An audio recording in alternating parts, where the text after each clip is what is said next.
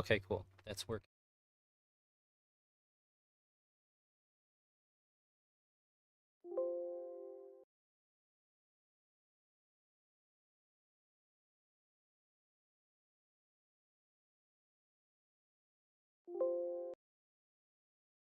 Okay. One more second. Log in to Twitch. Yeah.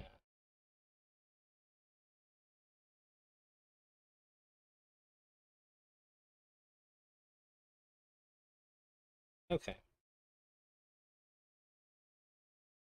In here, I'm gonna check, make sure. Looks like everybody's here. That's awesome.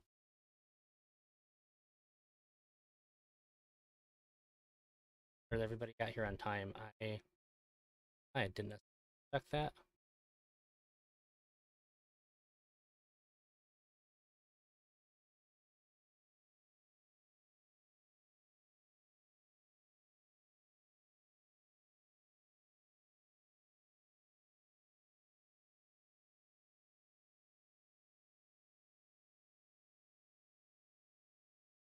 Cool.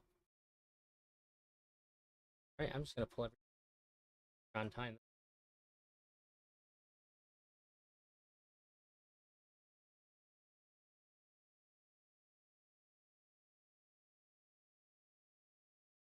In. Great.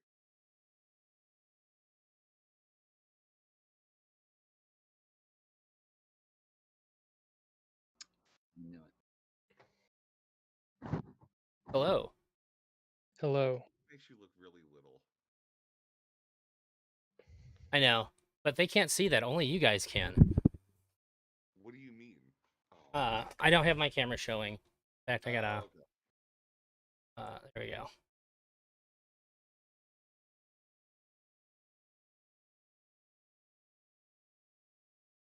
CN.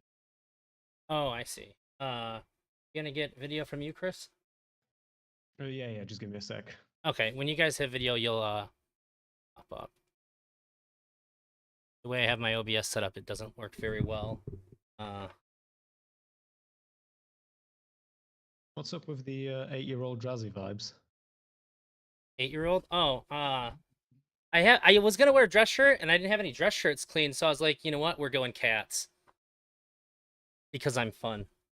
It's just the table makes you look like you want uppies. Like Hey, in all fairness, the table, that was all Tuna. He set this up and I'm super grateful that he did. I have no complaints. It's like the perspective of things, right? Like right now, I'm not sure if I'm allowed to talk about relationships and not be called a groomer with you in the room. You sound like you're in a freaking tunnel right now, homie. Hey, Do I? You know what? This is Yes. Chris all. No, this is Chris all the time. Don't worry about it. Wow. Oh, I Well, thought you that's meant not me. good. That's rough. Well, it's no. You have like a booming bass, like resonance shit going on with you. You know. Yeah, you sound like you're in like a sewer and you're talking to me from 100 yards away.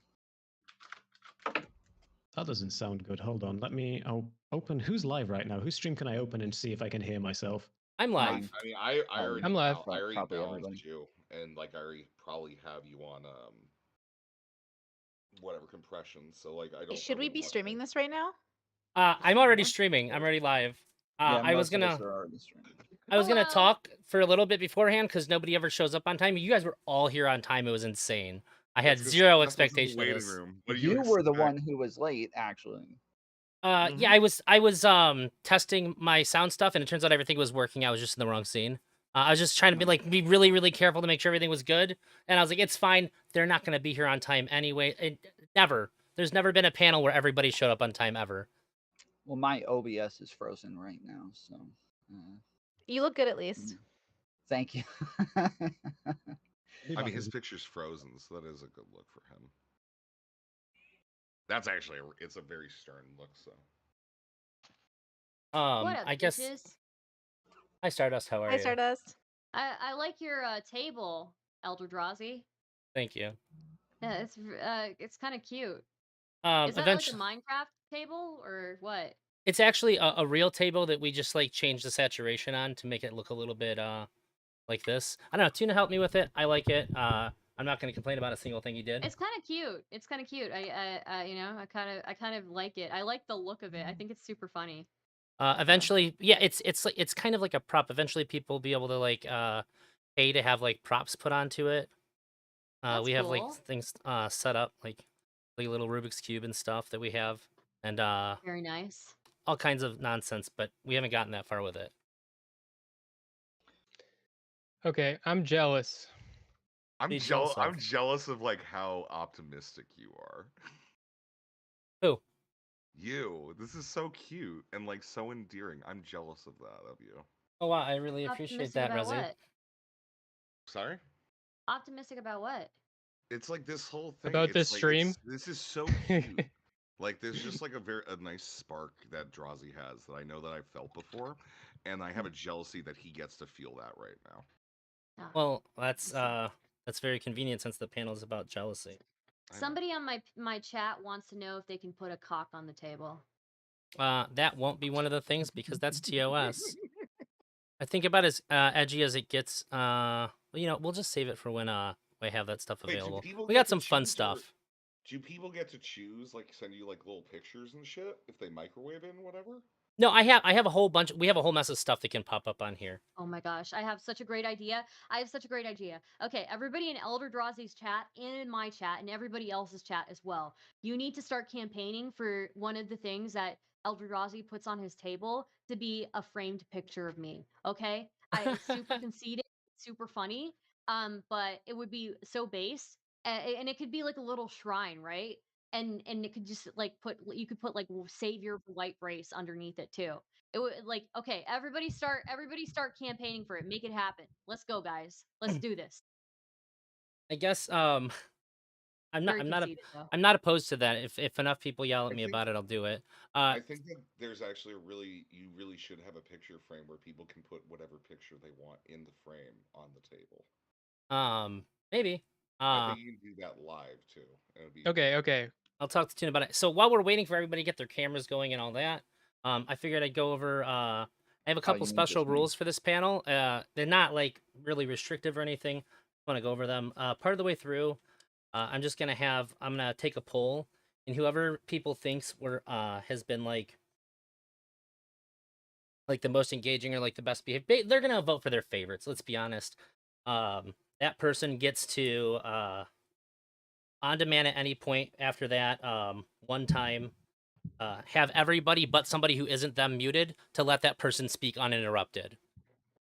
And they'll also be able to give somebody else the ability to have somebody stop talking and steel man the person they're arguing against for anywhere between 30 seconds to a minute. My panel show is called Please Be Nice. I'd like to encourage people to be nice. I know you guys aren't going to be nice to each other, but if I can incentivize it just a little bit, I'd be pretty happy about it. And if people end up using those things maliciously in some creative way that I haven't foreseen, I guess that's just how it's going to be. But I hope that you don't. It makes me want to make a panel called "Please Be Mean." That's fair. Every panel. Yeah, Yeah. that's every panel. Oh, that is every panel. So we just don't get have a, Chris's. Yeah, no, I'm here. Can I just get a quick vibe Chris check is if the literally quality of the stuck in sound the is any Matrix, man. different or? Okay. Still the You're same. fine. It's echoey, but whatever. We can understand it's, you. It's Beyond, a lot of beyond this reverb. point, beyond this point, there's nothing I can do about it right now. Sounds like the voice of God, you know? So. You probably just need to get some something to like compress out like the edges of it because it does. Yeah, ever since I moved, I think it's just like the room I'm in is like empty as fuck. I So could do that. Yeah. That's also could be it. Yeah. Are we gonna get a camera from you, or is that? yeah, Jesus your fucking audio? Christ, Drowsy, do you want to ask for the fourth time in like 3 minutes? Jesus Christ! I didn't know if Why your does he have- audio why does he have to issue ask four was fucking caused- times? I don't know if your audio issue was tied into the video issue or not. Because if it wasn't, was, I'm just shy. Okay, I don't like people seeing my face on the internet. There we go. Hi. gorgeous. I love how good your skin is. All right, Snatch, are you everybody. wearing makeup? Neat. Nope. My audience says you look really good. They weren't sure if it was because you were wearing makeup.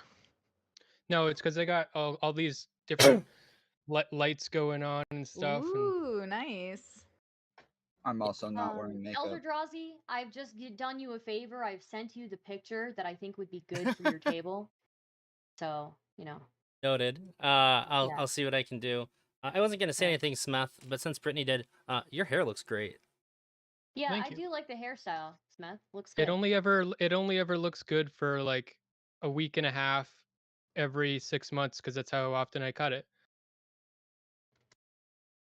Okay, well, I appreciate everybody being here. Thank you. Chris said he wasn't sure if he was gonna be able to make it. He probably couldn't. He was able to make it, so that's why he's shown up here out of nowhere. But I'm super happy to have him. So I'm gonna have everybody introduce themselves, and at the end of your introduction, if you can just kind of give like a baseline take, we don't have to have discussion on it. I want to move quickly. Do you think jealousy is like a positive or a negative for the person experiencing it, or the people around them? And then we'll just go to the next person. We're gonna start with Brittany Wait. Simon. Are we gonna define it first? Sure. If you want, we can define the difference between jealousy and envy. You want to do that? Does that be good? Oh, I mean, I can do it if you'd like. From my understanding, right? Jealousy is like the fear of losing something, and envy is the wanting something else someone has.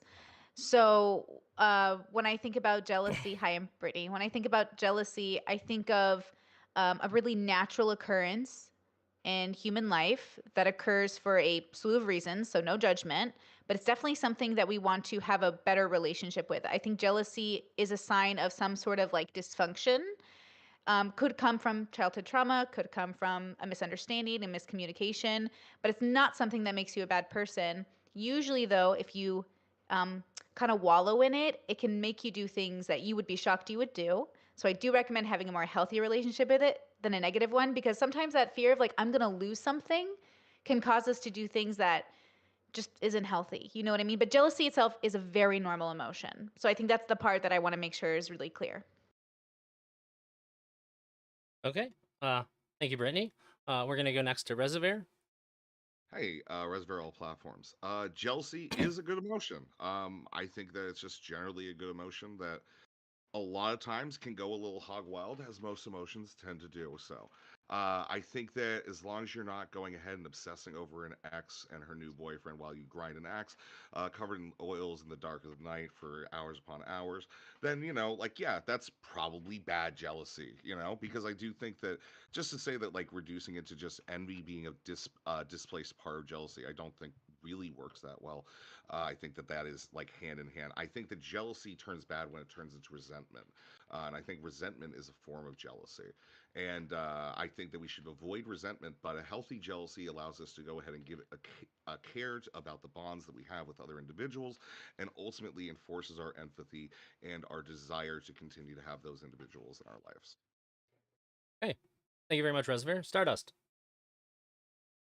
Yeah, so I was not like fully aware of like the difference between jealousy and envy. I think most people use it interchangeably.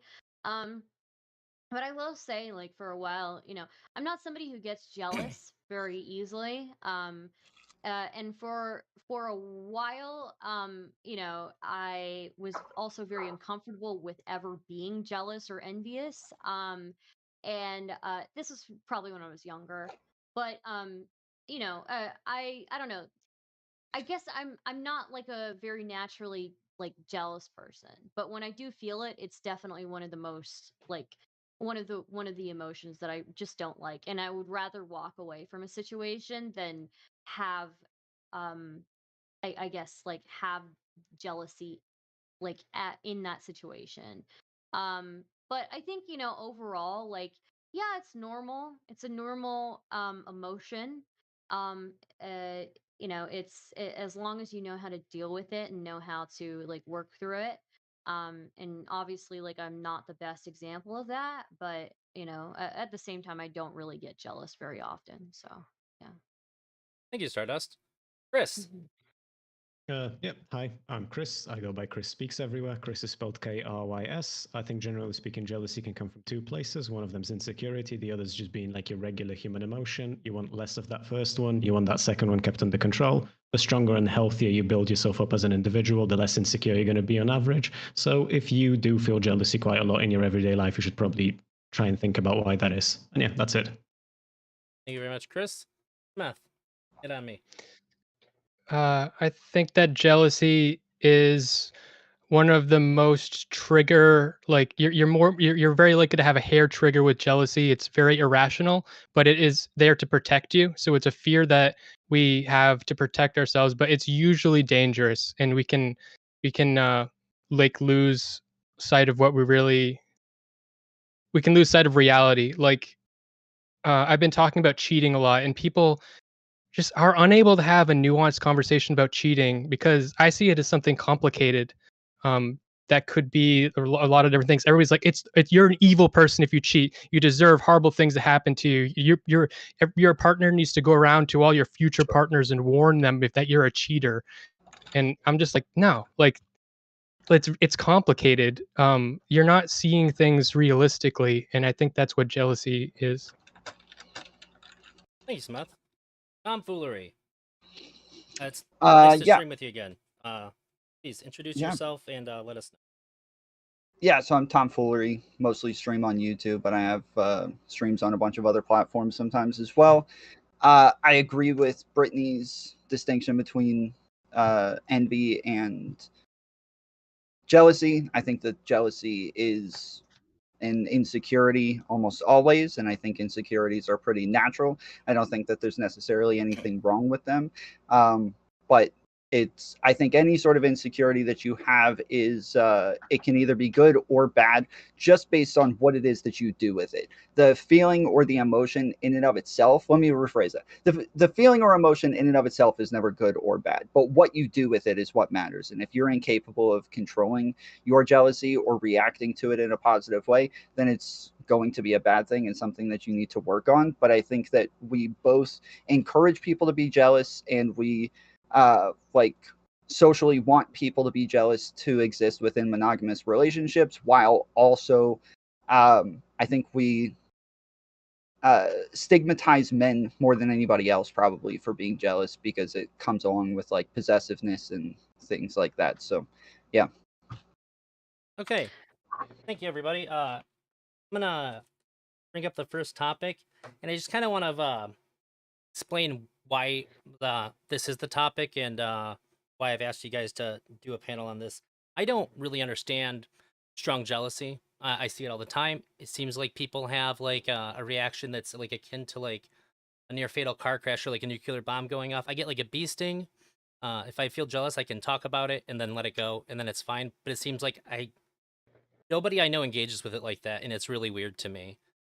And so the first topic that I have is everybody's seen videos where a woman gets cheated on, or like a man sees someone hitting on their girlfriend, and they react in a way that we would almost always say this is unacceptable behavior in any other circumstance. But if you read the comments of the videos, or people that are like watching these videos, they're so for the person reacting in that way. And I don't know if this is how most people feel, or if this is a really small group of people that just happen to find these videos. You think that society encourages people to behave what I at least would consider to be like overly strong to their jealous feelings, or do you think that society does a good job of like stifling this kind of behavior? And is it good or bad that we react the way that we do? Can I just clarify, are you asking specifically about cases where, like you've said, it happens in a bar, your girl's being hit on, so like you batter the fuck out of the guy who's doing it? Or are you asking about like these kinds of videos that you will see pop up on Facebook or TikTok on YouTube where like a guy is like, the wedding's happening and it turns out that his wife cheated on him, so he ends up like putting on a projector with the video in front of like the entire family and friends? Like what kind of level of response are we talking about? Like, are we doing the strategist or are we going barbarian route? So I'm just saying that I think that both of those examples that you just gave are what I would think to be really extreme. That if it was not something that was attributed to jealousy, most people would almost always condemn these actions. So these are just examples. You can bring up your own examples if you want, of just people behaving in a way that we would normally condemn, but is generally seen as permissible Well, because they're jealous. what about the first one was condemnable? What was the first example you gave, Chris? Oh yeah, just battering the fuck out of someone in a bar who's hitting Oh, your battering. Oh yeah, girlfriend. that's not defensive. That's not defendable. But like, you could confront them. You could have a conversation. That'd be perfectly reasonable. Yeah, well, the reason why I've asked for a clarifier specifically is because I used to be a way more jealous person than I am right now, but generally speaking, I don't know of many people who would justify someone assaulting someone else over like feelings of jealousy. Like generally speaking, I feel like even the more jealous people go like, "Oh, mate, you might want to chill on that one." Sure. I guess let me clarify it this way. There's somebody that my wife knows who did something out of jealousy, and it has now resulted in a police report being filed. And when she told me how everybody that knew this person that did it was like, "Oh, maybe you shouldn't have done that. You should really chill out." I said, "Is that because they thought the action was too extreme, or they were concerned about the consequences that this person might face because they did this, and then like they might go to jail?" And it was like everybody was just concerned about the consequences. They didn't really care about the extreme behavior. But Well, I feel like yeah. It's going to be I think different for each group. It's going to be different for each group.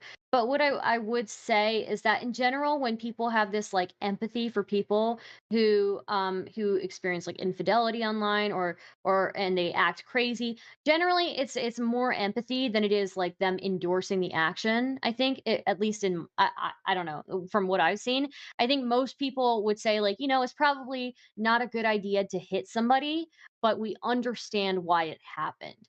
um I would also like this is a good question that we're on, but I think it would be really interesting later to also talk about like competition versus jealousy, because that could be a really good topic too. So well, Would that I think be you've moved into a different emotion here, because when you're talking about the people that are catharsis? watching, I It's would say like catharsis. it's cathartic hate. Yeah. Like no, and they're maybe it is because I don't because really experience it that much, well, so yeah. cheating is Yeah. like is something where like when you see someone's cheated and then someone does something in revenge, especially if it's non-violent, if it's really sick and like publicly humiliation stuff, and people are like, "Oh yeah, they didn't do violence, so it's okay." I love it. They want to see this person get hurt, as long as it doesn't cross that line where you can say, "Oh no, this person's actually doing something that they should go to jail for." People want to see people they hate get hurt, and people hate people that cheat.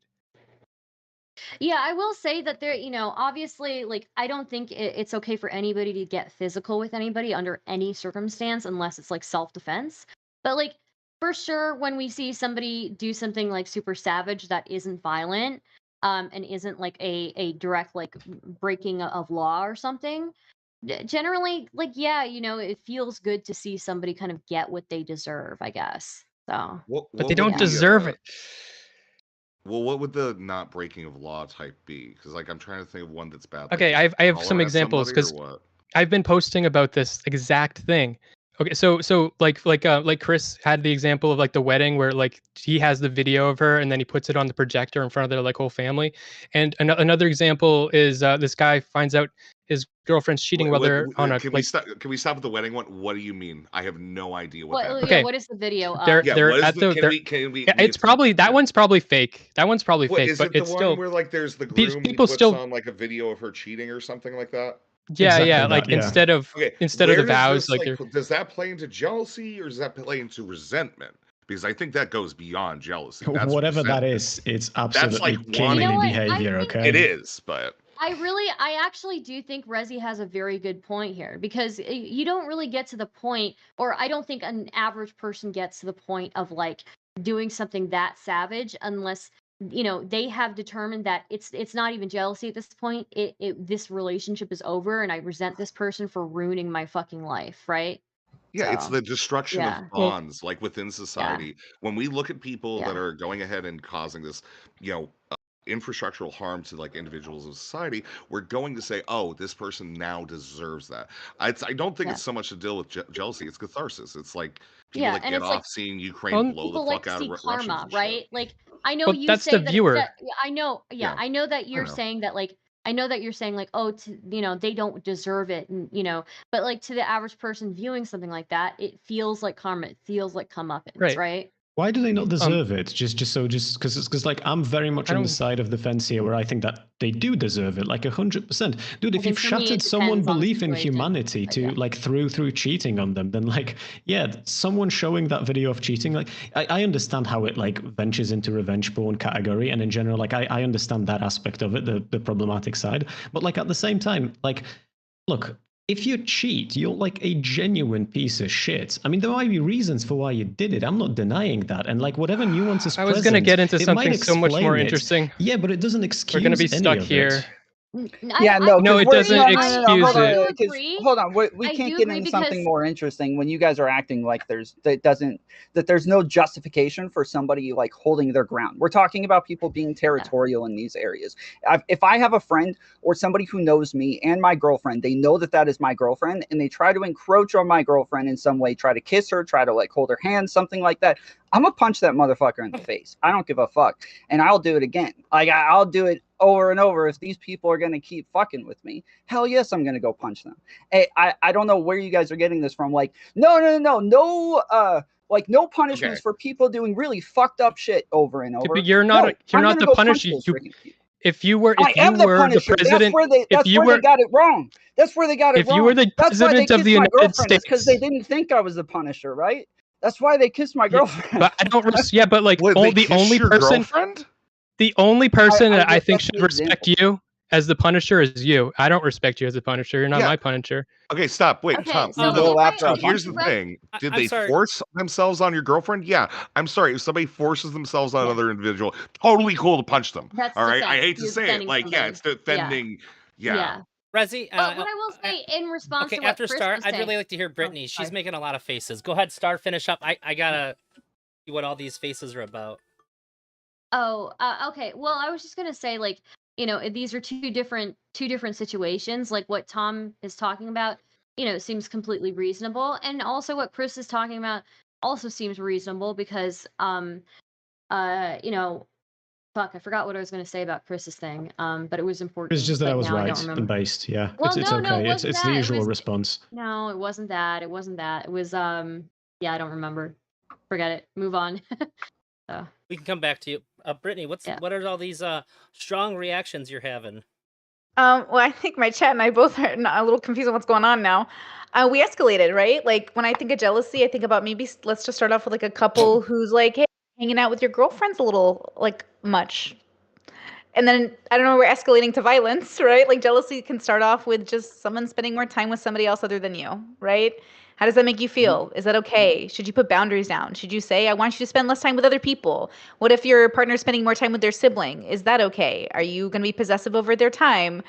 I really feel like violence is almost like never the answer. And I kind of feel like that comes from like an example of insecurity where I know men often feel a need to like react this way and it makes them feel really good.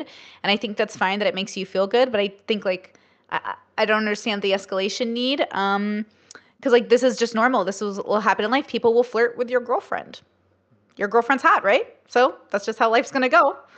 Escalating to violence seems kind of weird. You should just go home and like fuck each other and be like, yeah, he wanted you, but I get you. Make it a fantasy. Yeah, instead but at of that being point, violent. we're talking about at this point because I prefaced it by talking about people who actually know that this is your girlfriend, people who actually know that you're together. They know this ahead of time and then go ahead and do it anyways, right? So in this case, like you are being territorial. So like territorialism is a type of jealousy, right? Where you feel like your territory is like being encroached on or something like that. This is I think that when they're talking about the fact that like, yeah, you should never be punishing somebody who is doing this. I'm giving examples of where I think, yes, it's perfectly fine to be punishing people who are encroaching on your territory and being like disrespectful in these ways. I think that we have to have some sort of social boundaries and social punishments for people who don't know how to act in these scenarios. But you're talking about punishing the person that like, so your girlfriend like kisses some other guy, you punish him. But what about her? Do you punish her? Back to Sarah as well, okay? No, Why do you think that Tom went full Heisenberg with the hair, okay? We're going ooga booga in here. Yeah, that wasn't what I was talking about. I was talking about like, yes, obviously if your girlfriend's kissing somebody else, like you should just not be with that chick. But I'm talking about somebody else who's like hitting on your girlfriend, who's trying to get with your girlfriend. Those are the people that I'm talking about. That's Tom, you said something really interesting. I'm talking about. When you originally brought it up, you said if he's going to do that to me. I thought that was really interesting, and I didn't hear anybody address that. So somebody kissing your girlfriend is act wrong done to you, not to her. Can you explain that a little bit so we can better understand where you're coming from?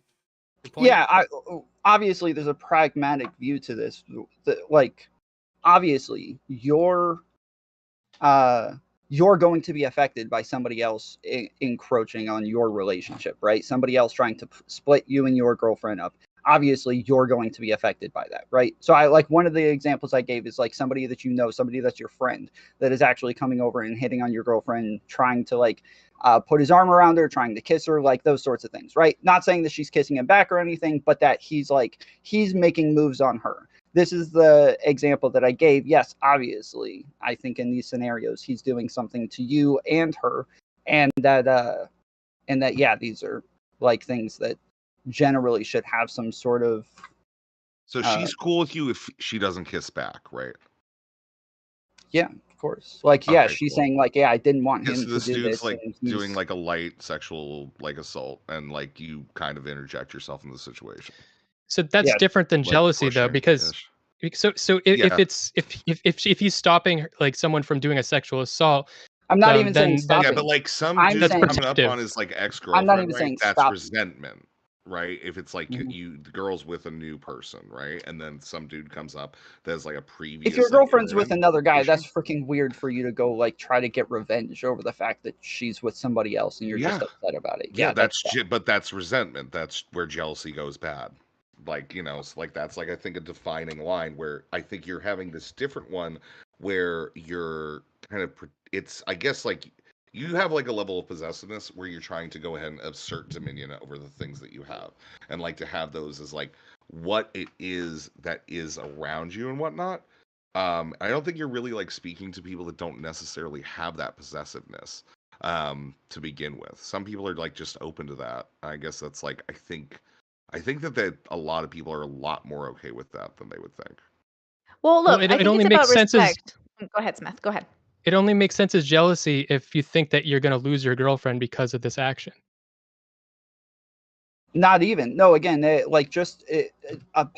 aspect of jealousy is just somebody else encroaching on your territory. Like that is another aspect of jealousy. It doesn't necessarily have to be that you're afraid of losing something. It could be that somebody's just attempting to take something, right? You might not be afraid that you're going to lose it whatsoever. It's the attempt of, that they're going to take it in the first place. You're just gold am I earing the shit out of it, basically. Like just going ahead and making the preemptive strike and then using that as an example to further suitors that would try to encroach on your territory effectively. Is like the other thing. It's about sending a message, Tom. Well, I feel like if we can, Yeah. so here's kind of what we're talking about right now, though, is a slightly different type of jealousy, right? Because it seems like everything that we've spoken about is something that we kind of like, I can see where your reaction's coming from. I can see why you would at least feel the way you do. But like usually at like micro level, you usually have jealousies in a relationship that don't really make sense, right? Because they come from like your own insecurity or your own issues that you have. It's like, I remember fucking ages ago, before I moved in with my partner, before the relationship was as it is right now, we used to be in a long distance relationship. And like I had plenty of fucking insecurities to go around. So like when she'd go out, for instance, without telling me that she's going out, I would feel insecure because she's going out without telling me so. Like that isn't healthy. There isn't a justification for it. It's not like she was going out and like meeting with all the fucking guys under the sun. It was just the fact that like she was doing something out with other people that I didn't know about, and like all of the fucked up thoughts started running rampant. Yeah, I mean, this is why I started off by saying that jealousy in and of itself isn't necessarily a negative thing, right? It's not necessarily a negative trait. It's about how you react to it. Sometimes, like, people are just jealous. They're jealous beings. And lots of people enjoy jealousy in a relationship even. Like, they want their partner to want to be with them. They want their partner to care about things. They want their partner to react a certain way to things, to make them feel like they're loved, to see that some sign that they're like afraid of losing them. Like there are aspects of jealousy that aren't necessarily bad, but there are tons of aspects of jealousy that are bad, or tons of ways that you react to jealousy that can be bad. You can be the most jealous person in the world, but not react to it in a negative way to where it's not affecting other people around you. I don't know if that's possible. I don't know if you can be that jealous and then not have that somehow feed into your behavior or your actions or what you say. I don't think it's possible to feel that type of an emotion and then just be like chill with it afterwards, like nothing ever happened. I don't think that's possible. If it is, it's not healthy. No, I don't think it's possible. Honestly, I think that if you feel that way, you should actually probably express it in some way. because I don't think it's healthy to, if you really feel that strongly, to just completely hide that Yeah, completely. you can just express, "Hey, this made me jealous. It's okay that you did it. Like, whatever. Yep. Like, that's fine. If like people are, that's super normal. I don't. I think that that's super normal. Had that happen several times, and eventually, yeah, you just get over it. You express your emotions with a partner, and it kind of walks away. It doesn't become resentment.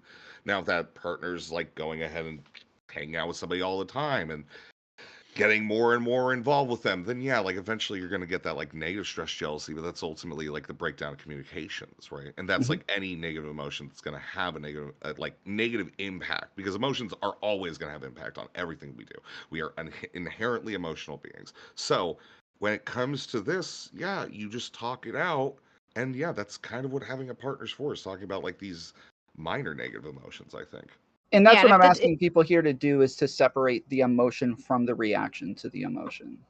well, I would say, like, and if you're experiencing jealousy to such a point where it's kind of like all consuming, that's where therapy comes in, right? That's a mental health problem at some point, right? Just like if Resentment. any emotion, yeah, any emotion gets kind of ugly.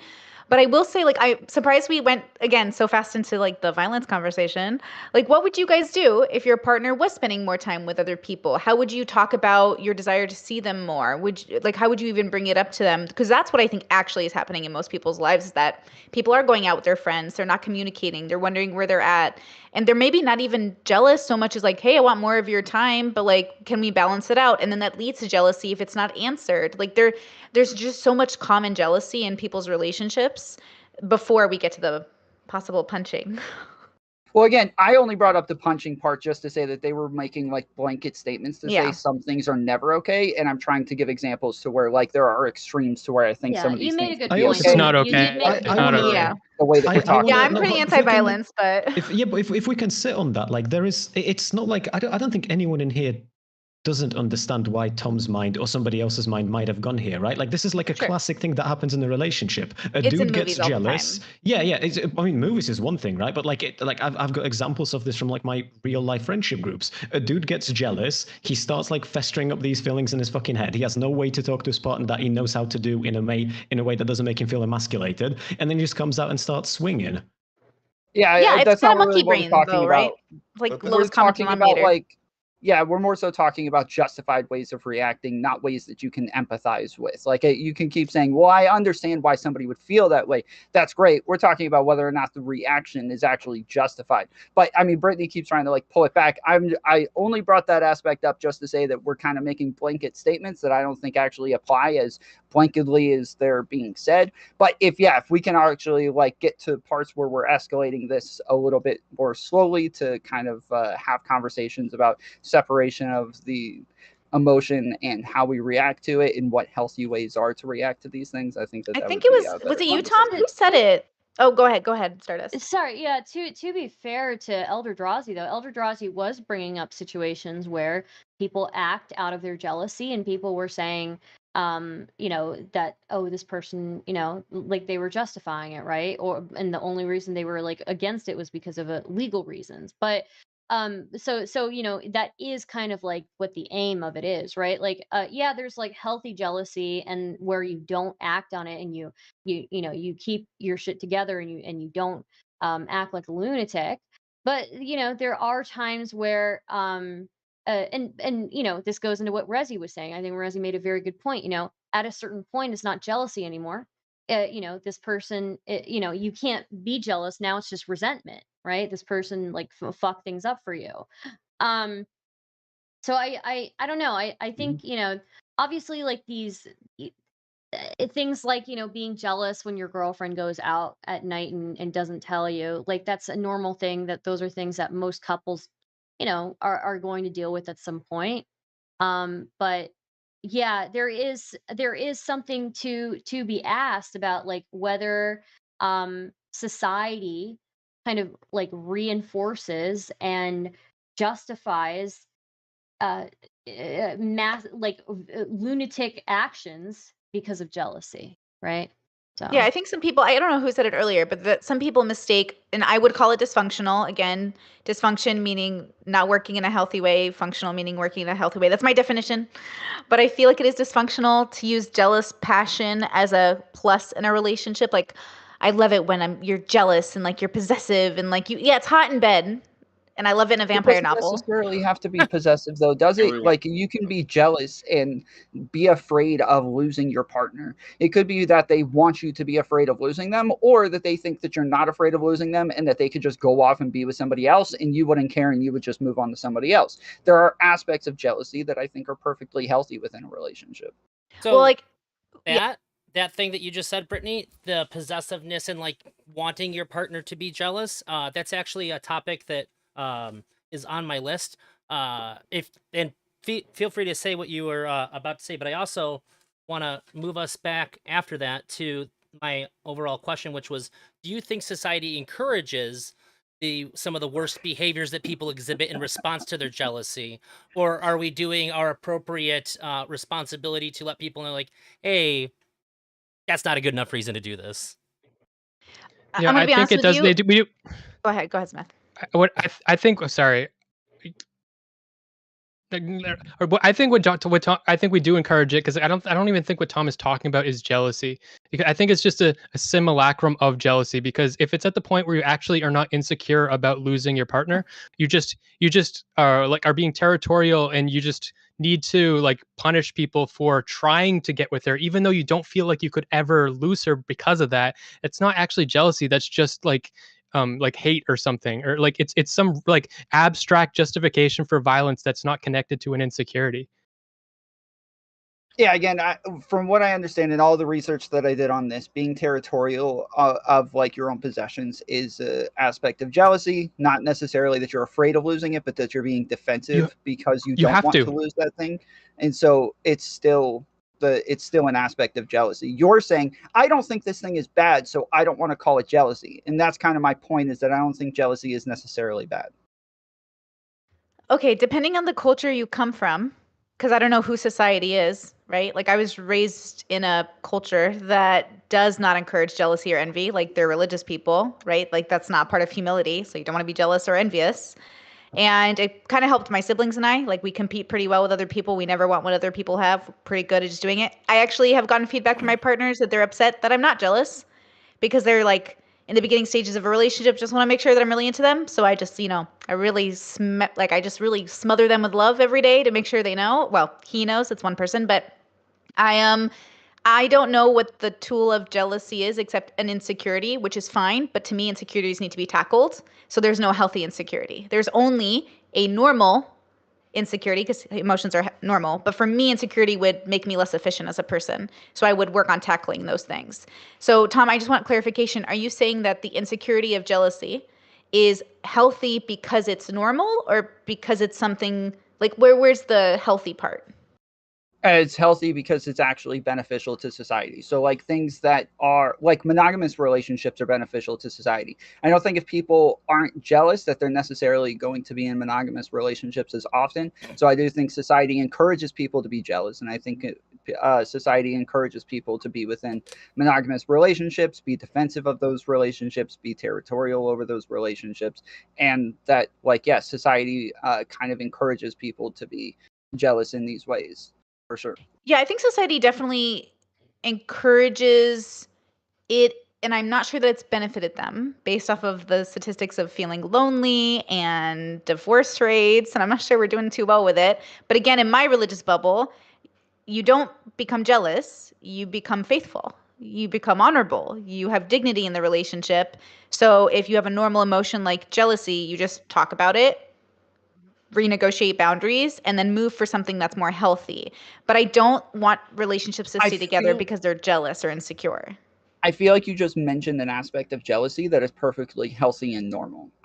But you keep saying because it's insecurity that it's not healthy and normal. And I'm saying there are tons of aspects of jealousy that are healthy and normal and that don't necessarily have to be dealt with in a way that where like you have to get rid of the insecurity, but instead you deal with what is making you insecure. You have a conversation with the person that is causing this to happen to you, and hopefully the two of you can deal with it in a healthy manner. That doesn't mean that the jealousy was a bad thing. It just means that the jealousy made you guys move on to a better part in your relationship. Well, you're kind of saying it's a bad thing by fixing it. No, no, the feeling is not bad though. I You're agree. changing. Yeah, the You're feeling changing isn't. the other person so that they do not make you feel that way anymore. But feeling that way isn't the bad thing, and that's kind of the part that I like when you say it's an insecurity, therefore like it's bad. I'm saying I don't think the insecurity is bad because hopefully it'll bring you guys to like a healthier relationship in the end. Yeah, I definitely think there's a way. Well, first, you could be having the emotion unreasonably too. Jealousy, like You not all could, emotions are reasonable, right? So I just want to make sure that right? there some people like there's insecure jealousy. Some people have relationships with that, right? And so I want to make sure that when we're having a realistic, like, hey, I think I'm a little jealous that I'm not getting more of your time. Is that okay if I have more of it? Versus, and you're gonna fix it, so it's an insecurity you're fixing. I would call it fixing, but it's okay to have it. And then there's the I don't even want you to talk to your mom. You talk to your mom too much. I notice that you talk to your mom like every Sunday. And I want Sundays to be my day, even though I get every other day. I need Sunday too. That's that's the unhealthy jealousy, right? It's like what do you need my time that much for? You But know? is that the jealousy or is that the way you're reacting to the emotion? Like I feel like you can have the emotion and feel like you want that attention without necessarily saying I need you to stop talking to your mom. Well, I don't know, because if you go to therapy for anger, right? The anger is the thing you're working on, not just your reaction to the anger. So you would also work on not being angry just because this thing happened. So I would say you would work on not being jealous just because a thing happened. Like I don't want someone jealous every time I talk to my mom. Like you need to get rid of that. That's crazy. You need to be a person who says, like I think the jealousy it's not a useful, efficient tool in a long-term healthy situation if I'm thinking about it the way I'm thinking about it. In the example that you brought up with anger, you're not only working on the anger, you're working on impulsivity issues to where you're Yes, able to correct. use healthy processes to deal with the anger in the future. Not that the anger is just going to go away, but that you're going to find healthy ways of dealing with it instead of being impulsive on those emotions. And so Right, that's right. what I'm talking about with jealousy as well. Is I think that you can have the emotion, have the feeling, deal with it in a healthy way. And that's why I keep asking. Like I feel like we need to separate like just having the emotion and it being good or bad to like just the way that we're reacting to those emotions and whether or Well, not those are good or bad. just like with anger or with jealousy, okay, eventually, let's say I am very jealous. I'm like, Tom, we've been dating and I feel like you give your mom way too much time. And as much as I like your mom, I'd really like more of your time. And I'm really jealous about it. But I get that feeling every single time you talk to your mom, even if it's within reason. Eventually, that is something I should work on because I shouldn't be feeling it at all if I fix the problem. It's a Maybe detriment to you. It makes your life worse. Yeah. Okay, wait, there's a difference here. Like there, I think that Tom's right. There is a time when the jealousy, I see it as stemming from an insecurity. I'm seeing like there are times when it's good to be insecure because you're right. So maybe you're in a relationship and you actually are correct that this person's mom is trying to turn them actively against you, and that's like actually something that's happening. But that's an unhealthy situation. We should be in relationships that don't put us in situations where we actually have to be insecure about the relationship. I mean, it will come up naturally sometimes though, right? Because we're humans, right? So like Yeah. you're not saying that, okay, you're saying we should work through it, right? Well, like I'm just saying, like if you experience like extreme jealousy and insecurity, that's always justified. Like any little thing could destroy this relationship. It's so fragile. Like that unhealthy situation. You need to be in a situation where you can be more secure. What about the flip side of things? What if your partner doesn't feel any jealousy? Like, I'd be weirded out by that in a relationship. I think that would make me feel some type of way. I would definitely not feel like fully secure. Yeah, like it would. It's obviously there's this like I understand that generally speaking, like jealousy can have all of these like bad repercussions and bad impacts on your relationship and all of that shit. But at the same time, like if my partner's genuinely like if the demeanor I get off of them is that like they're happy with me, they're satisfied, but if I leave, they'll just find someone else and that's that. Like I don't know if I would be able to be secure in that relationship. Mhm. Yeah, Ooh, as somebody who's like that in And that's relationships, part of what I brought up. people hate it.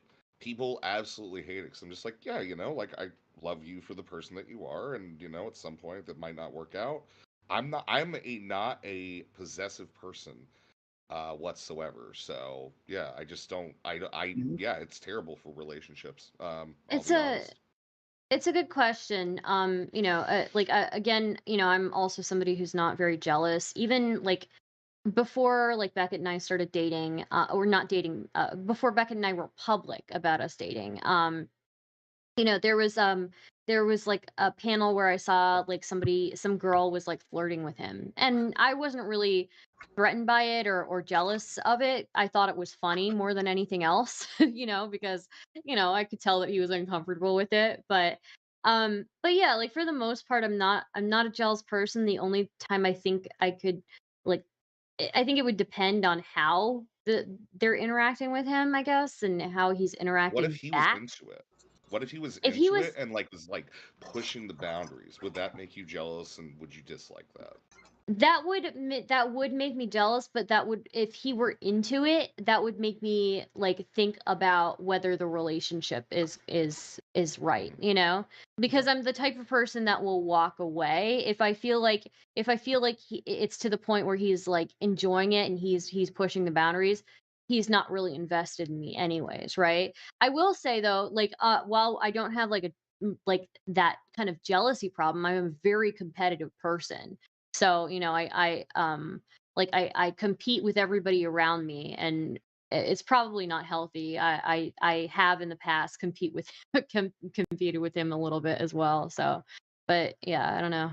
What does that So competition mean in the context of like people who you might consider to be like challengers for Beckett's hand, you know? I don't really, I don't really see many challengers for his hand. Like the people that I do see, like you know, that like hit on him and stuff, like I'm not really threatened by it. Maybe occasionally one here or there, but that would be more depending on how he reacts to it, I guess. So if that makes sense. Does every Yeah, no, I no, feel it makes sense. I was just wondering if that like feeling of competitiveness, if that is just like how you feel about your jealousy, but like it will be Not difficult to really, no. dig that out. Yeah, not really. I Yeah, I feel think Yeah. more we secure. generally. I feel more secure Well, when people don't have insecure attachment to me. But yeah, that doesn't Because mean I don't have it means like insecurities. Also, is it what I'll say is like right. people say like jealousy is insecurity. Well, I will say I still have my insecurities, right? Without the jealousy. mhm. I still have like days where I'm like down in the dumps, like or in like the dark corners of of the world, right? Like yeah, I will have days where I'm still like in the shadows, even if I'm not feeling jealous about the way that he's interacting with people. It's still like insecurity, right? So yeah. There's other things that can like bum you out about relationships too. There's disappointment, where it's like Mm. somebody does something that you're like, yeah, this was not good, and even if we address it, you can be like bummed out about it, and that's in a relationship. But I think the larger, I like the larger point to go ahead and make of that is like, yeah, like once it turns into like the negative format where it's like gonna be causing you to go into those problems, that's when like you really definitely need to address it. I think there's healthy Yeah. jealousy before that. um I just want to know, is there any other root of jealousy other than insecurity? Are we just accepting that that's the root of all jealousy is insecurity? No, I don't think it. I actually do. I disagree with people when I say like when people say the root of jealousy is insecurity, because again, I think insecurity can be separate of jealousy, and I think jealousy can be warranted. I think jealousy is not even necessarily insecurity. It can be like, jealousy can be like, why is this person Possessiveness, maybe. disrespecting me? You know? Hold I'm Yeah, on, I sorry. was. Yeah, because but hold on, wait, because that doesn't make sense. So, like, when even just by definition, jealousy is insecurity. Like, but it's the lack Is it? of security in some sort of scenario, right? That again, I feel like you guys are like attaching insecurity to like this is bad, and so you're Okay. saying, well, jealousy isn't necessarily bad, but it's no matter what scenario you bring up, definitionally, jealousy is insecurity and will always be Well, insecurity, not just not necessarily. necessarily Some bad. some people can feel jealous even knowing that their partner is never going to leave them, right? um can I ask you a question about what you said, Tom, to maybe clarify what you said? No. Okay, well then I'm just gonna say what I think you're saying. It sounds like to me what Tom is saying is that It is insecurity no matter what. Whereas usually when we say I'm insecure, we're talking about something inside myself is weak or fragile, and that's what I'm feeling. But there's also external insecurity as well. Like the way things are going with this thing over here doesn't make me feel very secure that it's going to go the way that it needs to go for me. That would be like an But it's still external going to be about a insecurity. feeling.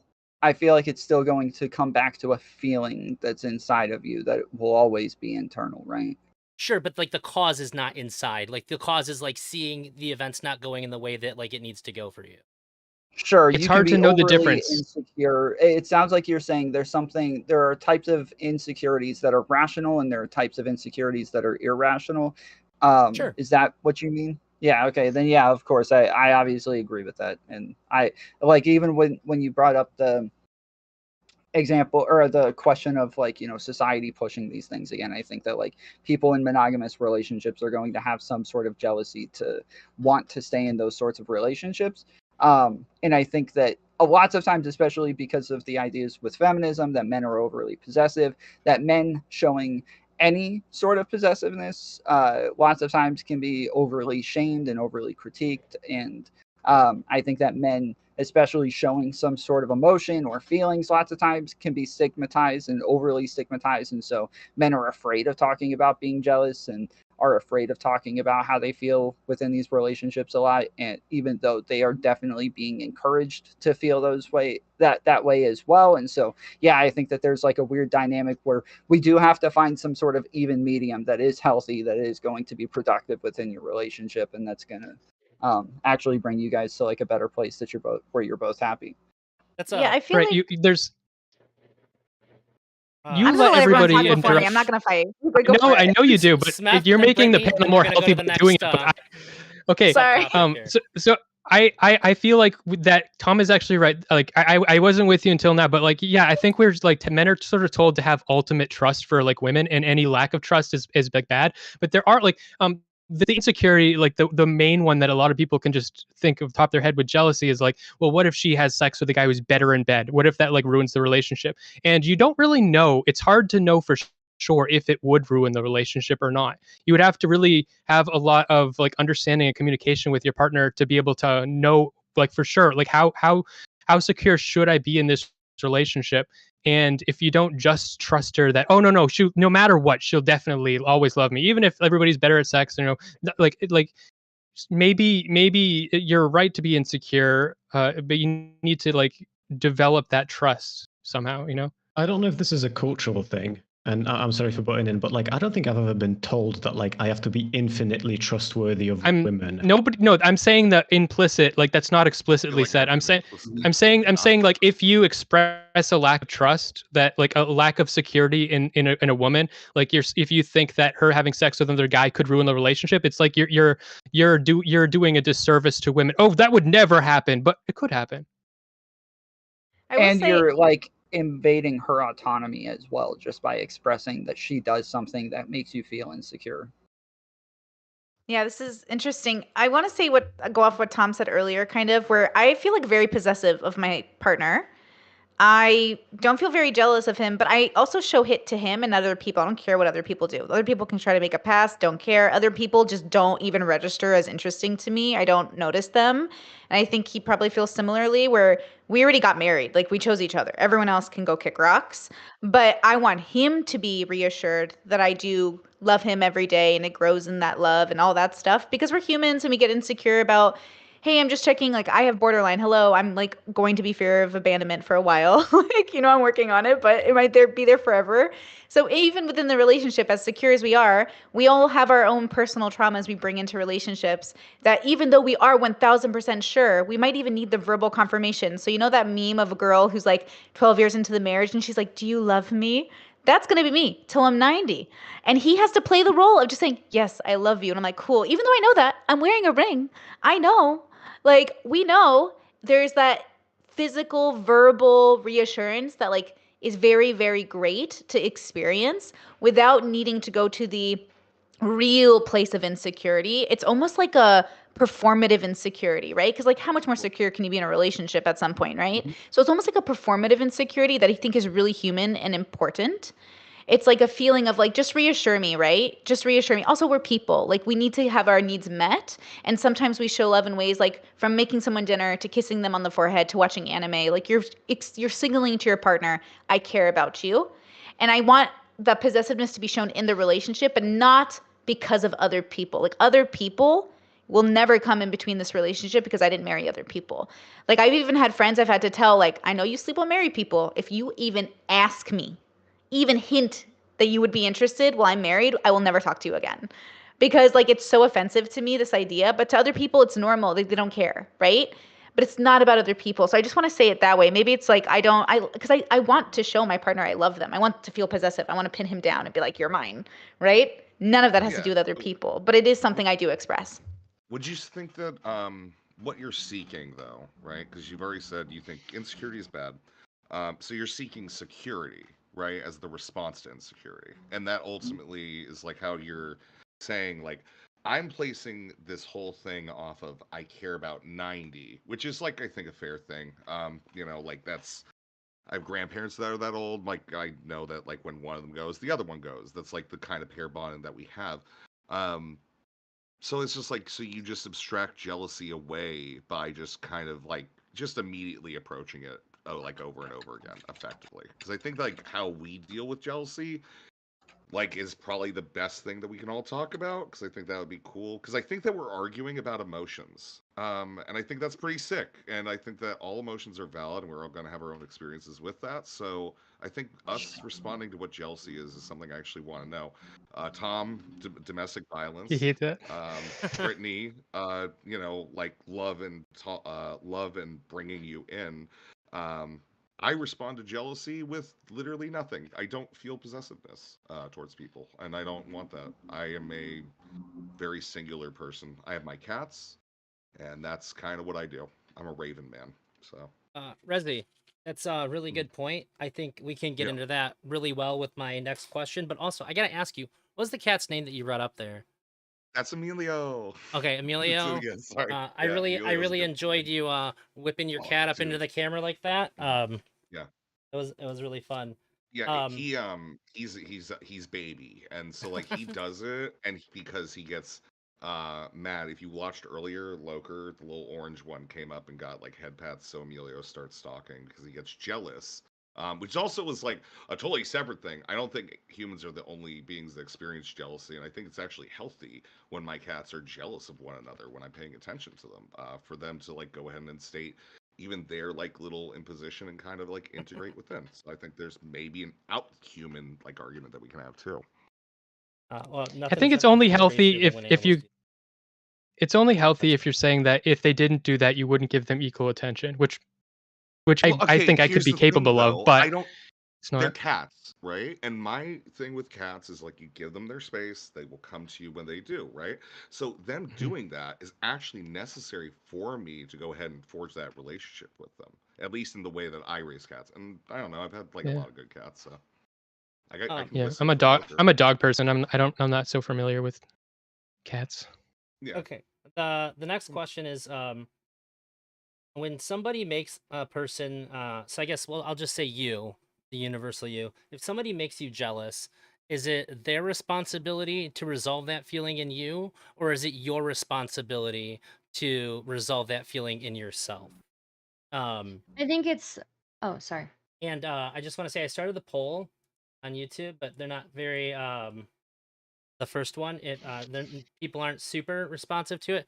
So if you guys want the person that you're watching on their stream to uh, get one of the rewards for the stream, just pop over real quick and vote for them, and then go back to where you're at. Go ahead, Star. Yeah, I was gonna say I think it depends on why you're feeling jealous, right? If you have like a reasonable fear and that's leading you to be jealous, then yeah, it's best to share that with a partner. I think also, while it's not on the and maybe you work through that together. If it's an unreasonable fear, or if it's something that's like just kind of crazy, why are you acting this way, um generally I don't think it's on the other partner to fix the situation, but I do think that it's still healthy for you both to talk about it.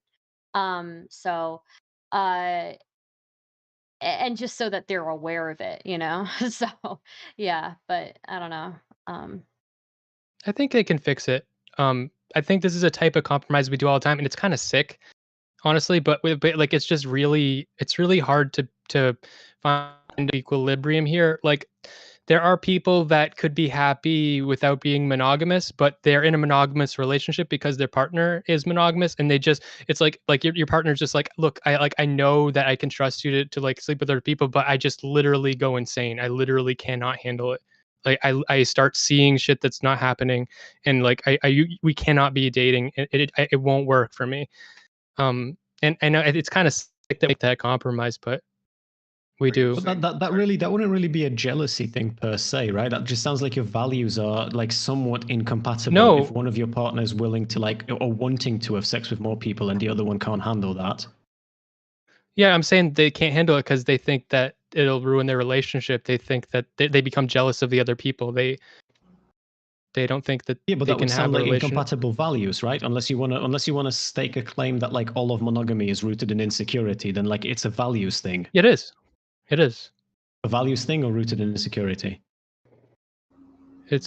Monogamy is rooted in insecurity. Yeah, no, I don't All right, think slow that down there, one's- buddy. Yeah.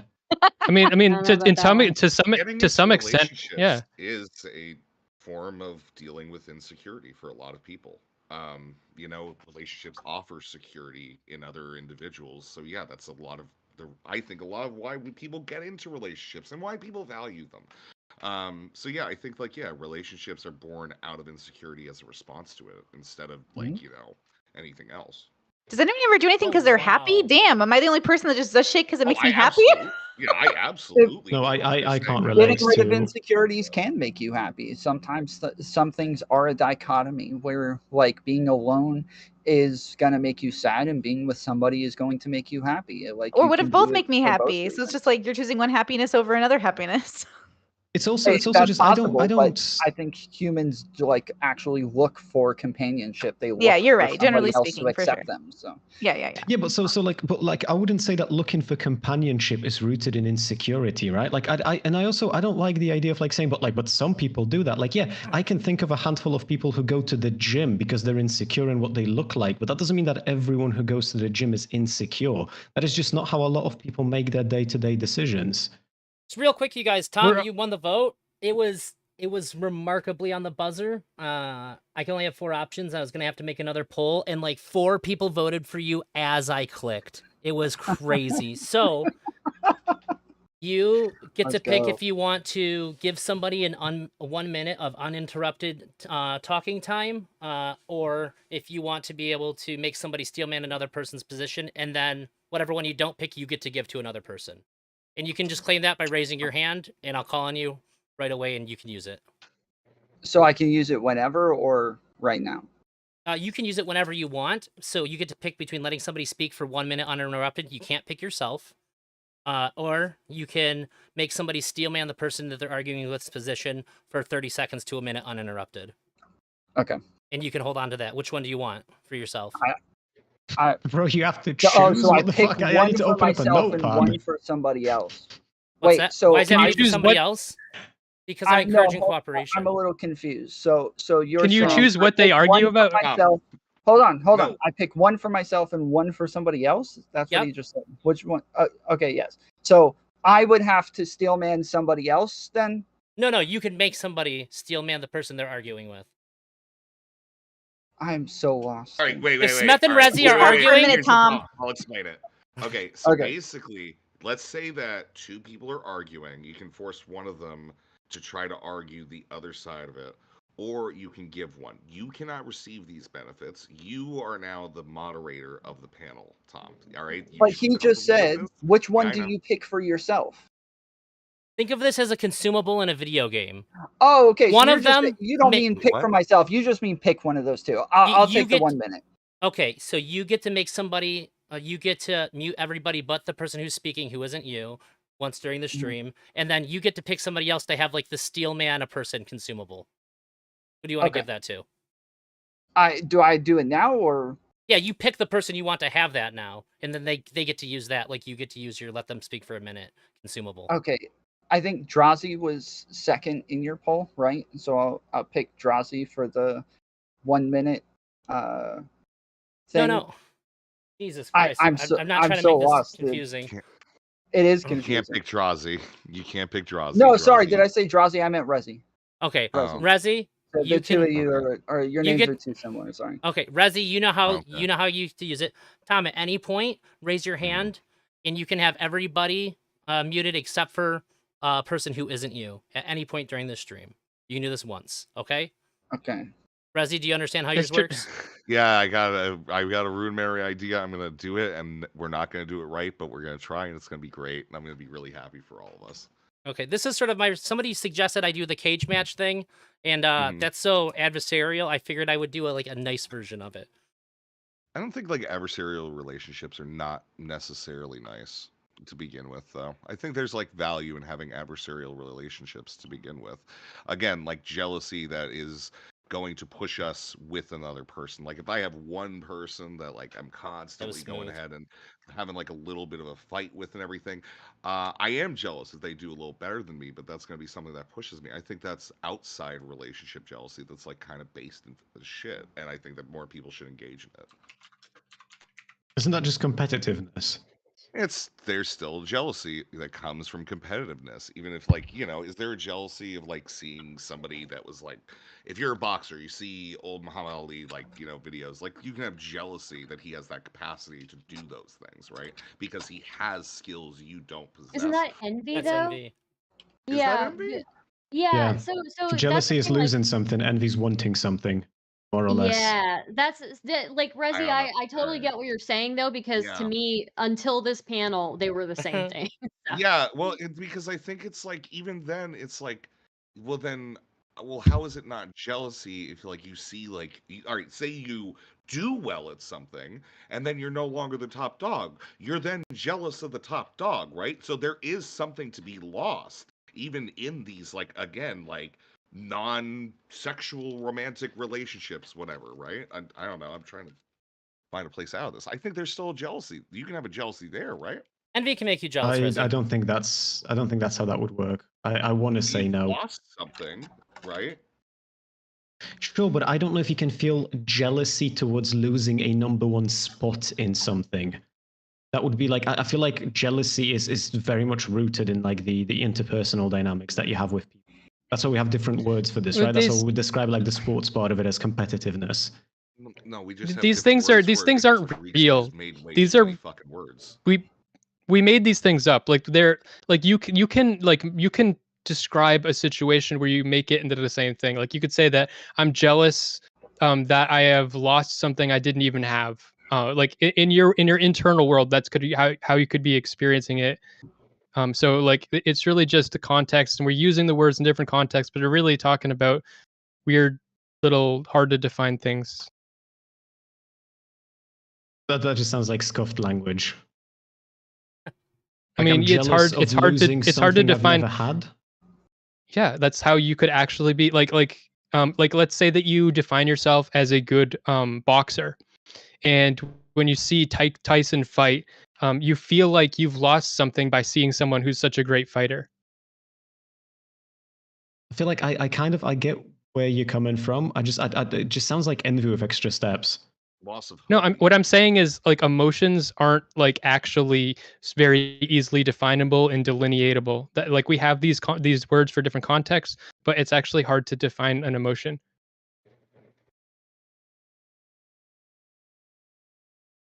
So, I don't know if anybody. I think we started to go over it.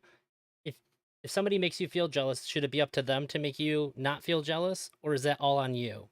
It depends on the context. Like literally, if it's in a like friendship or relationship, like sometimes it takes both. Sometimes it takes one. Sometimes one person isn't willing to listen and then you have to do it on your own. But most of the time I really think like just talking it out helps a lot. Because then you can put an image or at least a verbalization to this thing that's been haunting you. Like sometimes saying it to somebody who can hear you and then throw it back at you is really helpful. And then sometimes You know, it just depends totally on the context, right? To black and white it, I think would lose the nuance of an emotion that is so, like you said, prevalent in society, but it's so deeply shameful in a lot of cultures that I've been involved in. And so it kind of like there's a pride in never being jealous where I'm from, right? Because to be jealous or envious is to say like you're weaker than the other person. You should be in competition with yourself, not others, right? And so I think there's something really like beautiful about saying like, actually, I think this makes me kind of jealous, and I think I want to work on that. Or hey, I think I'm kind of envious, and that's so weird, but I think I am. It's like admitting it is such a strength, but also saying it out loud and having someone hear it, and then having someone confirm it, or even say like, oh yeah, I think that's reasonable or unreasonable, can help you actually find the solution you're looking for, which might just be acceptance that you're in that state to begin with. Yeah, I think if I could build up on that a little bit, because like we talk in abstract quite a lot. I want to start like bringing in more examples from like fuck it, my own personal life, just for the sake of like having something tangible maybe for us to jump to for the sake of the conversation. So like it feels like if I take a look at like my relationship as holistically as I can think of like so many instances where I was being jealous, where that was like a me issue. It wasn't my partner's job to fix me, but at the same time, the effort that she put into trying to alleviate some of those concerns helped me in fixing me big time. And like at the same time, life is complicated, right? Like I've had days where my partner sat next to me and we're both working remotely for like 6 hours straight, and we're literally 2 meters away from each other, and like we haven't said a word to each other just because how absorbed we are in our work. Now imagine a scenario where like we're back to working from the office, right? It's a 9 to 5. I hit the gym for about 8 hours a week. I stream for 12 to 16 hours a week. And assuming I'm not on like a Sigma male grind set doing overtime at either work or streaming, then like it starts becoming the reality that my partner's suddenly spending more time at work with coworkers than we are spending with each other. And I feel like if she at that point isn't willing to meet me in the middle, I can't fix that issue on my own. Like what the fuck am I supposed to do? Just barge in on her like her workplace? Like there has to be like a middle ground. Like I'm a big fan of negotiating. That's like what I like sounds like a business deal, but kind of is like, hey, we're two people, we're adults. We've asked each other to literally change our whole lives to be together. So I'm going to ask you once again to do that. And if you wouldn't mind, I need more of your time. I need more attention. Right? Like I think that's within reason. If you're doing long-term monogamy or even polyamory, if you're doing long-term cohabitation, you are already asking someone to do something very huge. Literally, like change your whole life. And I moved countries, okay? Like it's a big deal. And then on top of that, we're going to grow old together. We're going to do this thing called life together, right? So if you're in that kind of a commitment, then I think it makes sense to ask anything you want of your partner and to see what can actually happen, right? Like as long as you guys share values, it shouldn't be that hard to compromise. Yeah, I mean, right? the negotiation part of this is super crucial. It's just in my anecdotal experience, most people are thoroughly dog shit at that part of being together with another human being. For sure. I think that's why my work is centered on it, because most people are bad at these things because they're insecure or they're ashamed or they don't want to realize like, hey, they're human. You're going to do human things, bros. And human things means not acting within reason and also being too in reason. I think I don't know your names yet, guys. I'm sorry. I'm learning. I wish your names were on screen for me. But like Catman, like I think you said it, we're emotional creatures. Yeah. Yeah, Resi, it's fine. You're good. Resi. Okay, You're Resi. calling me cat, man. No. Yeah, no, I realize it's like I had both of my cats come around, so Yeah, it's like we're emotional creatures, and I think we owe ourselves, if we want to be healthy and know our like who we are as a consciousness, I think we owe ourselves that relationship with our feelings against the logic, right? So when you're getting into a relationship with friends or family and anyone else, you're doing the feelings you have when you're together, and then the logical resume of why you're compatible in the first place, either as friends or in romantic entanglements, right? Yeah, I agree with that 100%. I would just say that, like, specifically to answer the question whether this is something that, like, we should both. Thing, I want you to agree with it 0%. That's how this works, right? I think that the healthiest way for two people to be together is to just batter the shit out of each other on a daily basis, okay? That leads to a level of hate fucking that breeds, like, love in the relationship that is too profound to even describe with words. Is this how this goes? I think that's how it works. I thought it was going to be funny, and it. But yeah, it's fuck. I lost my train of thought now, Rezi, you absolute bastard. Thanks a lot, Rezi. Oh yeah, no, I remember. Yeah, so like with I would say genuinely, in most cases, unless there's like a dysfunctional relationship that we're talking about, which in Twitch Ball might be the majority of them, but I'm going to assume that like we're talking about just normal human beings, being normal human beings together. Usually it will be like you will have to meet in the middle, right? Your partner might be somewhat unreasonable in their jealousy, but it will still be important to like reach out to them and try and connect, because like people sometimes have the idea in their head that like relationships are 50-50, right? It's like you put half the effort, someone else puts half the effort, but like most of the time that's not how it works. Most of the time one of you is going to slack behind and the other one has to pick it up. Sometimes it will be a fucking rough period, sometimes it will be easier, sometimes it will be harder, and generally speaking, like you can't always expect your partner to be fully reasonable. Sometimes they're going to say some dumb shit, sometimes they're going to be like had some dumb arguments. I've done it, my partner has done it, and we'll do it plenty more times in the years to come.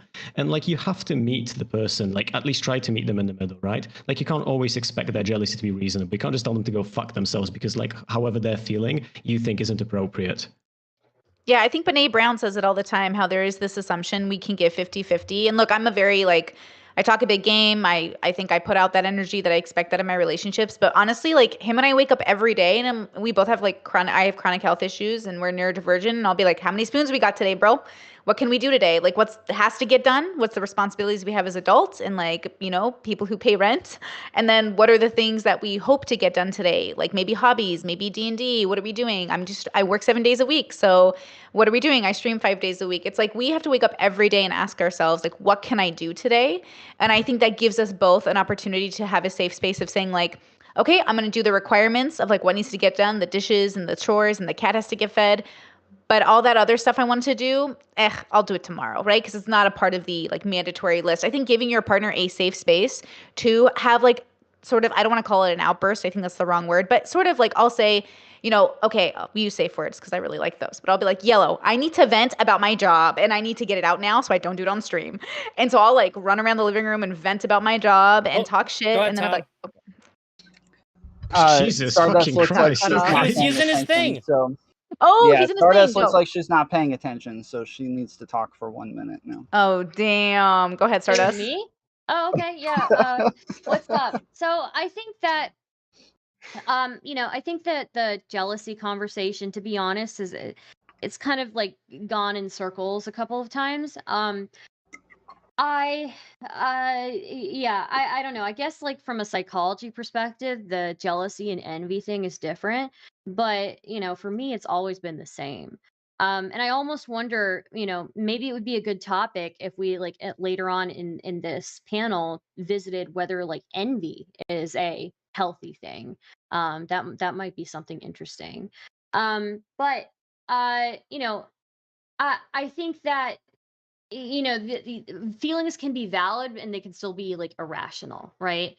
So somebody can be jealous, and that can be valid that they're jealous, but it also can be irrational, and people have to work through that. And even when it's irrational, it's probably healthy to communicate that to whoever you're dealing that with, so they know, not so that they can fix it, right? Just so that they know that you're like triggered a little bit by it, and so they know that you're working on it as well. You can keep going, but your minute is up. Oh, okay. Well Well, I done. do want to keep going. So, Well done, Stardust. thank you. I do want to keep going. And I will say, again, for me, like not a jealous person, but like, yeah, depending on how my partner reacts to it, I think the threat for me I'm not threatened by somebody hitting on my partner. I would be significantly threatened if my partner were hitting on somebody else or engaging in somebody hitting on them, right? So that's where it comes for me. If somebody like tries to like Tom's example, somebody tries to like I don't know, grope my partner, and my partner is completely unaware, my partner is like, what the fuck's going on? Yeah, again, I'm not gonna be upset with my partner unless I think that they're into it, So, yeah. Yeah. That was a good caveat at the end, Yeah. unless you think they're into it. Yeah. What if they didn't want to be Yeah. into Well it? done. Well, I mean, look, there's just teasing. again, look, if what, never mind. I had something in my head, but in my head. I realize if I say it, it's gonna sound really crass, so I'm not gonna say it. So What if they yeah. perform the action unenthusiastically. Also, I'm really sorry, Brittany. We can go. You don't back- believe sorry, it? Brittany. What? If they don't believe it, I had something to say about Brittany, because something she said earlier about her own relationship, I had in my mind, so she was talking about like making these compromises, and she was talking about in her own relationship some type of validation, like, or reminding her of like the healthiness of the relationship, and that's something that like I'm not dating you, but that's something that like doesn't work for me, but it would be really it would be awful of me to like kind of if I'm gonna not give you that, it's gonna be because like we're working on something together. But um like for me it's obvious that would come from being neglected or something, and you are sort of you have this constant like voice of abuse that is constantly telling something, and you need like an affirmation so that you can like ease that.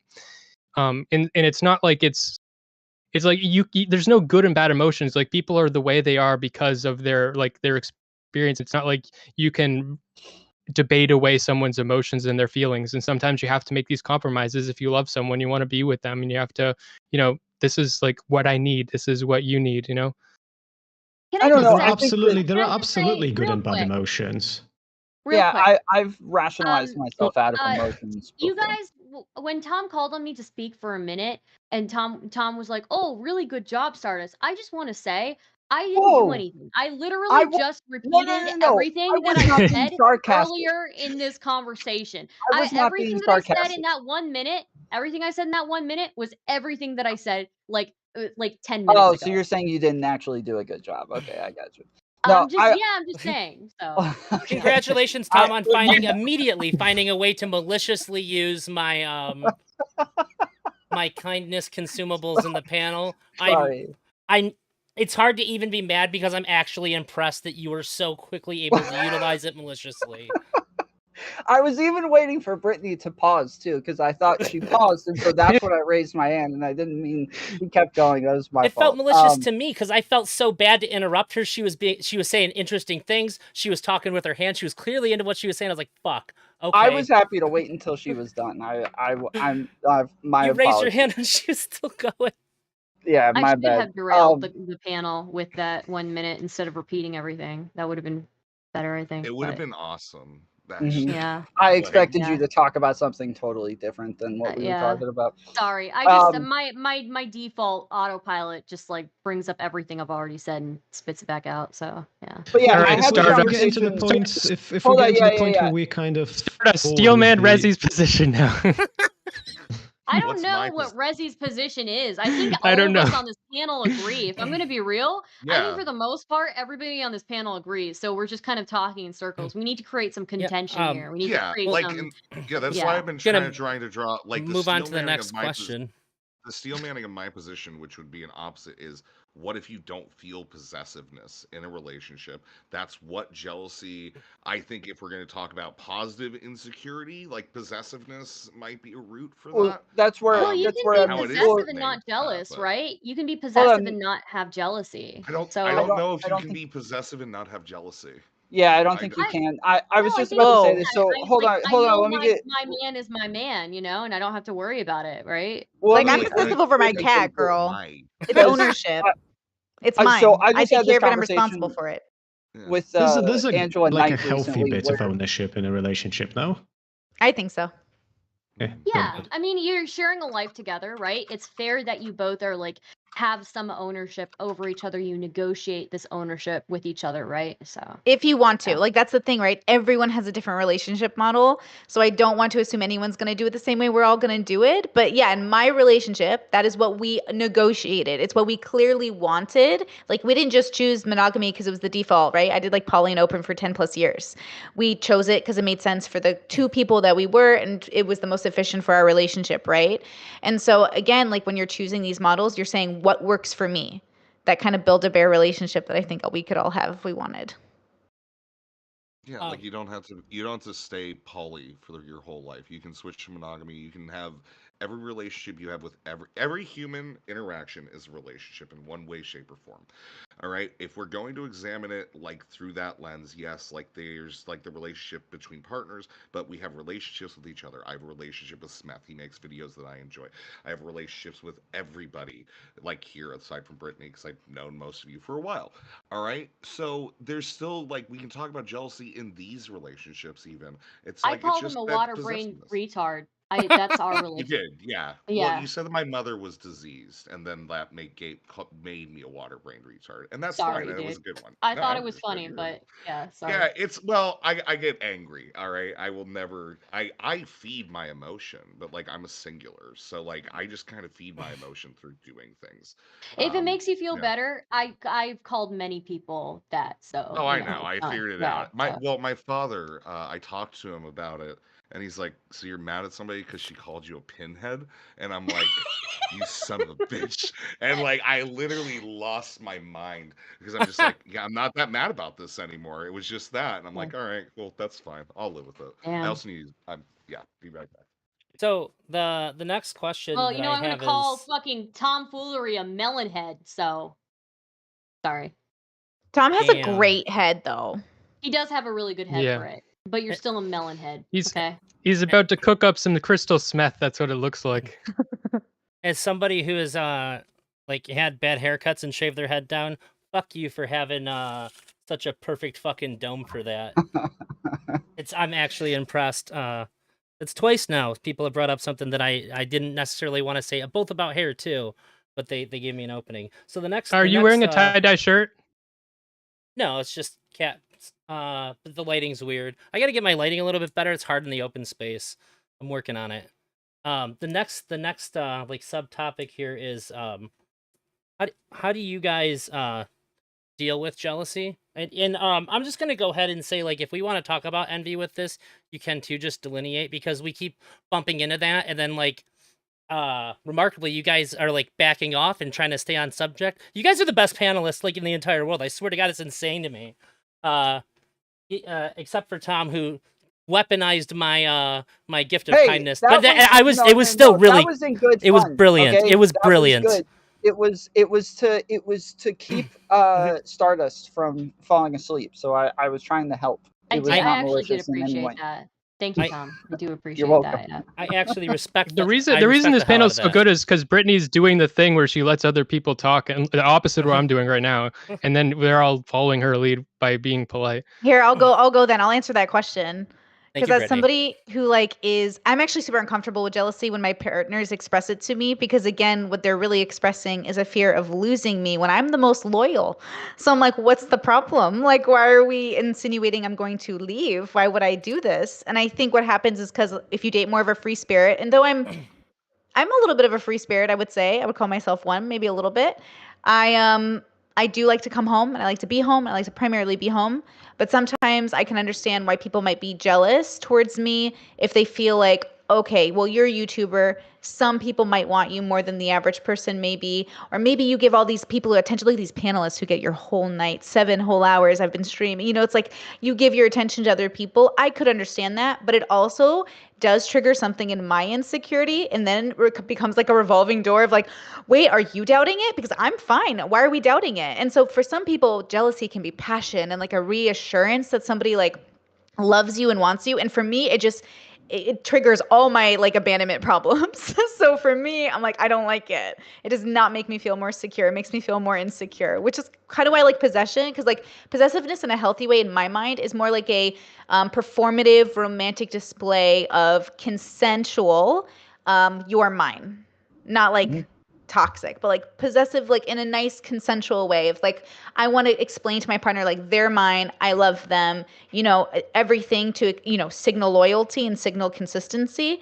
But jealousy, for some reason, and it could be like because of my abandonment problems, right, that I'm always going to be maintaining for most of my life probably. I'm always going to have to confirm that their jealousy isn't actually them worried I'm going to leave, because I have no intention of leaving, right? So I'm like, what are they seeing? But they, you know, it happens, right? Like people are going to experience jealousy. So I'm not faulting any of my partners for having experienced that in the past or in the present. I'm just saying that it's funny how I'm so secure, but I do become insecure on behalf of my partner because I want to make sure that I'm doing everything I can to reassure him. Always. Always, you know? That's literally what I was about to say. Is I've had a couple of conversations about like past relationships and things where I thought I went wrong. And a common theme in almost every relationship is that the girls who I'm with are upset that I am not more jealous. Like there are flattering types of like earlier I was talking about like encroachment on my relationship, and there are flattering types like guys come and flirt with my girlfriend, or they ask her for her number, or like random dudes who I've never met, don't know me, don't know she has a boyfriend, crap like that. Like I find that sort of stuff flattering, and I think that that's cool, and it's almost like an ego boost. Like, yeah, dude, I got a hot girlfriend. All these guys like my girlfriend. That's dope. But that in those relationships, they would even find that I was flattered by those things and not upset by those things, because I'm not a very jealous person.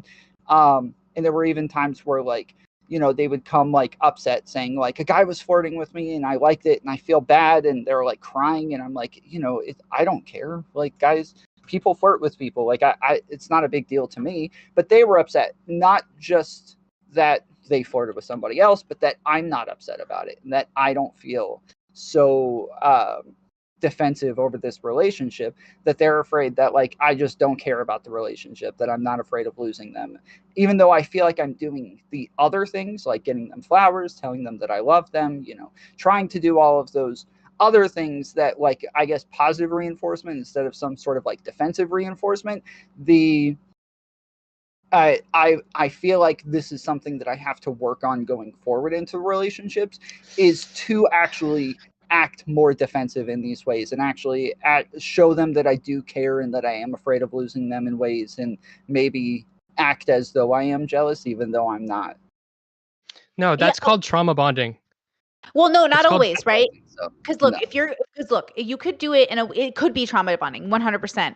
But I'll tell you, because I have a literal diagnosed personality disorder that's based off abandonment from childhood, and I've gone to therapy, I've done DBT, I'm in recovery, right? I haven't had a trigger in over 4 years for borderline. I still have the remnants of the intrusive thoughts, right? Those are still there. I'm very open with discussing that. So when my intrusive thought comes in, I look at my partner and I'm like, you love me, right? And he goes, yes, I love you, which reinforces his slight insecurity of like, we're good, right? And I'm like, yes, like we did a healthy, good thing. And then sometimes we'll even go over all those steps because he's done therapy, I've done therapy, we're older, we've come together. We made like a really intentional decision, right? We did like an old school courting kind of marriage. Like we did very intentional dating, but we're human and we're always going to look at each other like we married a stranger. Like that's what a partner is. They are a full stranger and then you marry them. And there's always going to be moments of like, okay, yeah, I'm good. And then you look at someone, you're like, no, I'm good. But it's going to come up. And so I think being optimistic and healthy and reasonable about it is one thing. But Smith, you're right. Like there is a chance of trauma bonding, which is why you got to be really careful. And I always look at dysfunction versus functional. How dysfunctional is the relationship and the relationship you're having with your trauma? Because just going to therapy doesn't mean all of a sudden my borderline goes away, right? This is a lifelong possible illness. Those studies show, you know, very soon after therapy, within 15 to 20 years, it could absolutely dissipate. So good news for personality disorders, or at least borderline. But the idea is like, I still have to work on it. And my partner still has to deal with my intrusive thoughts because he's married to me. Now he's going to have to see me go, oh my God, intrusive thought. So again, we don't want to say that once you've worked on it, you won't have trauma related intimacy, but trauma bonding is something you want to avoid, right? Because that's the negative aspect of, like seeing your partner through their trauma instead of seeing your partner and their trauma. Does that make sense? Sorry, It I makes do gotta sense, go. it's just- Thanks You for guys- having me, guys. Tom's thanks got to go. for Did you want to joining, get a Tom. closer? No, thanks. I'm late. I screwed up. Sorry. Sorry, I Have a didn't, good one. wasn't more on top of it. Bye-bye. Have a great night, Tom. No, it's all right. Later. I would say I don't know how I feel per se about like the idea of promoting just like pretending to be jealous, but at the same time, like for a lot of people, feeling jealous and wanting your partner to be kind of jealous of you is like an incredibly normal feeling. So like if you have none of that at all, you would be the outlier there, right? So doing a little bit of that might not necessarily be the worst idea in the world. I don't know. I don't like that rationale. Like I guess I mean you're right, and it's gonna give you better results. But also like that's like the argument. Like you can use that for so many things where just like kind of crushing your own personality and your own like interests and stuff, just so that you can match the norm, so that you can fit better into society. And I don't like that. Like, especially if you think it's like unhealthy, and that feels unhealthy for you, then like like there are plenty of fish in the in the sea. Just make yourself better at finding the right people who match what you got. I mean, Yeah. I agree with that holistically, like, of course, but I don't know if I'd describe this as crushing your norms per se, right? Like, I would also say if you can't make slight shifts in your behavior for the sake of your partner in a long-term relationship where like everything you do will ripple into their life and vice versa, then like you probably aren't ready to be in a relationship right now because like you're still in like the pseudo-intellectual phase of like everything be as I want it to be. Well, I think in a healthy sort of value-based relationship, you will basically be so compatible, in my theory, that you will have everything you want it to be. But people have real trauma. They have real cultural backgrounds. They have real lived lives that will infiltrate into the relationship. So they will be perfect, but you'll also have to be like, oh, we're going to do laundry that way. No, we're going to eat our cheese that way. And oh, that's interesting. And those are the little things that are going to come up naturally that could cause some tension. But I think Smith is trying to avoid like that dysfunctional bonding, the bonding over, I'm going to stay in this relationship even if my partner chronically cheats on me, because that's what people in love do.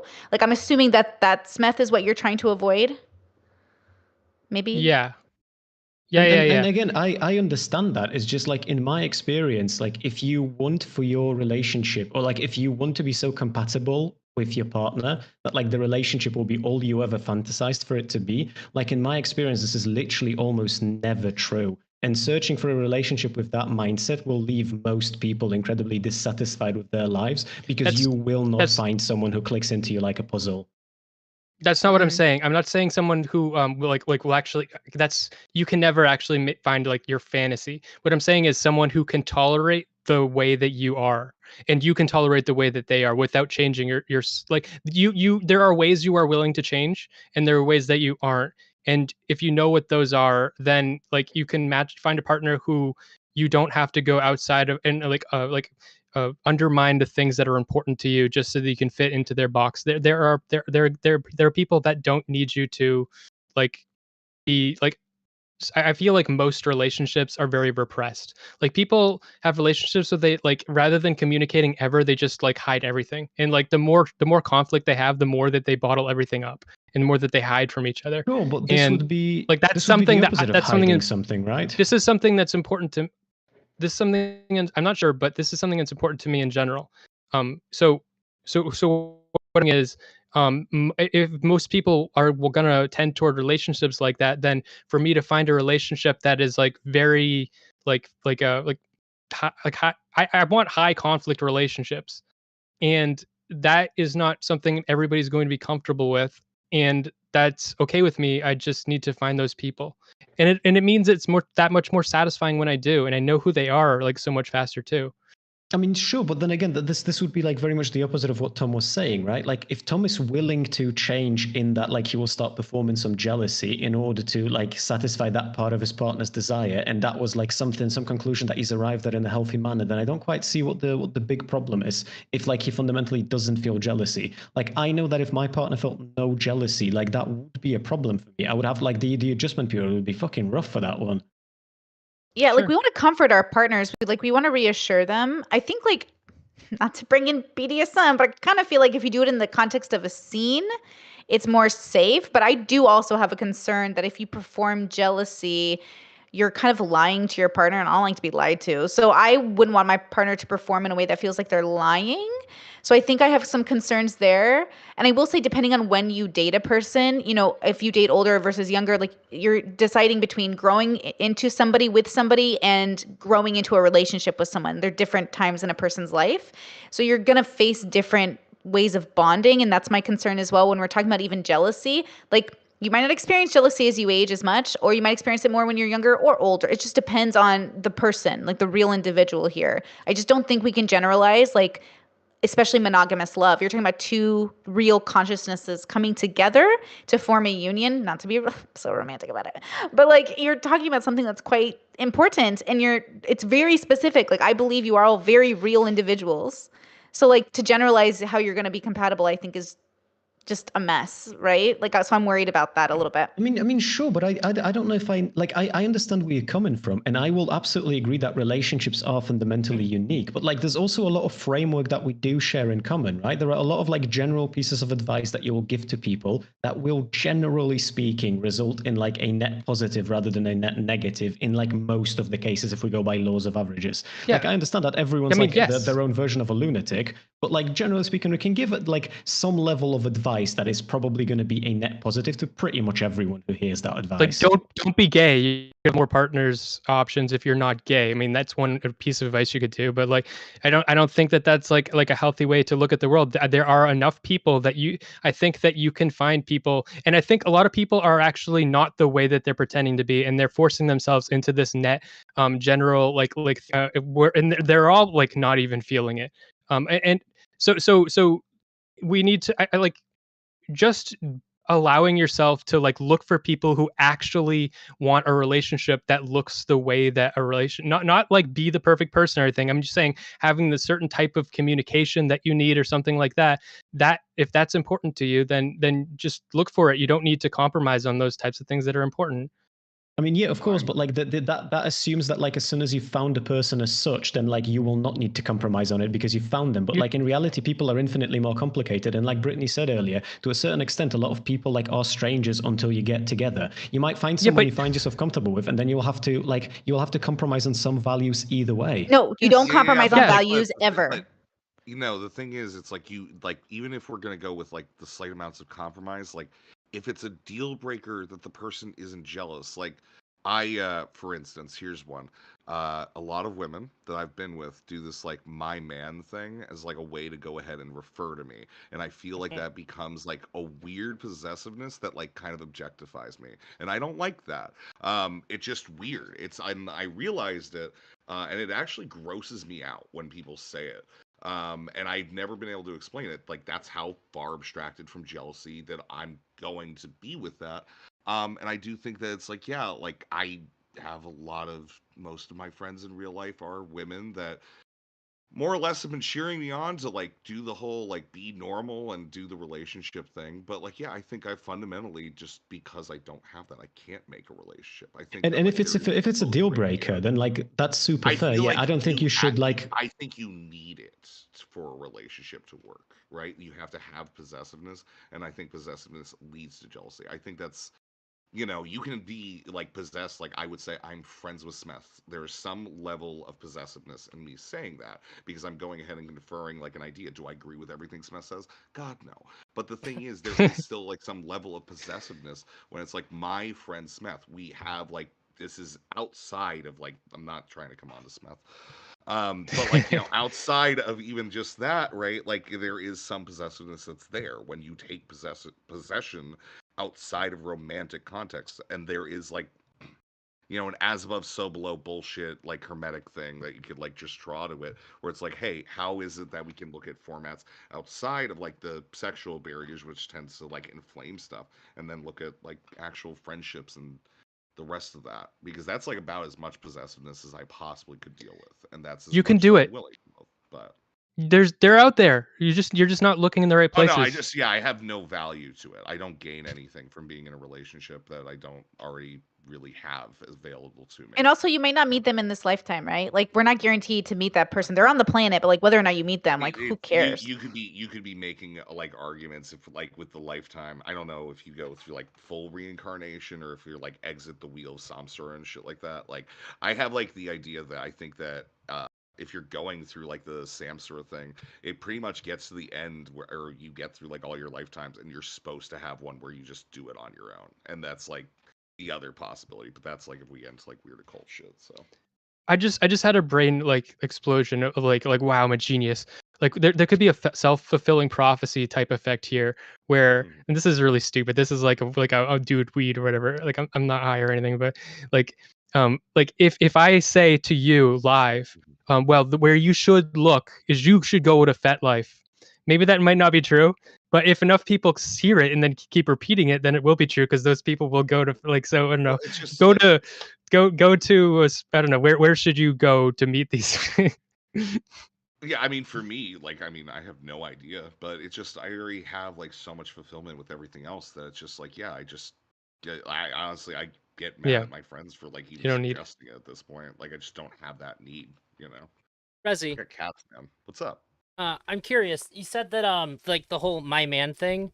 Um, Yeah, so I just want to say like you're not alone. That really weirds me out too whenever I hear that. It's just something that I've sort of like grown to like put in the back of my mind because it's weird and yeah, it's creepy but to me, but I for understand me, how it's everybody no else big feels deal. about it. So I just Yeah. kind of like I've learned to deal with it. So you're not alone in Mhm. that, but I'm curious, what kind of labels do you think feel not possessive and don't encourage like, these kinds of other things that come along with being possessive to you?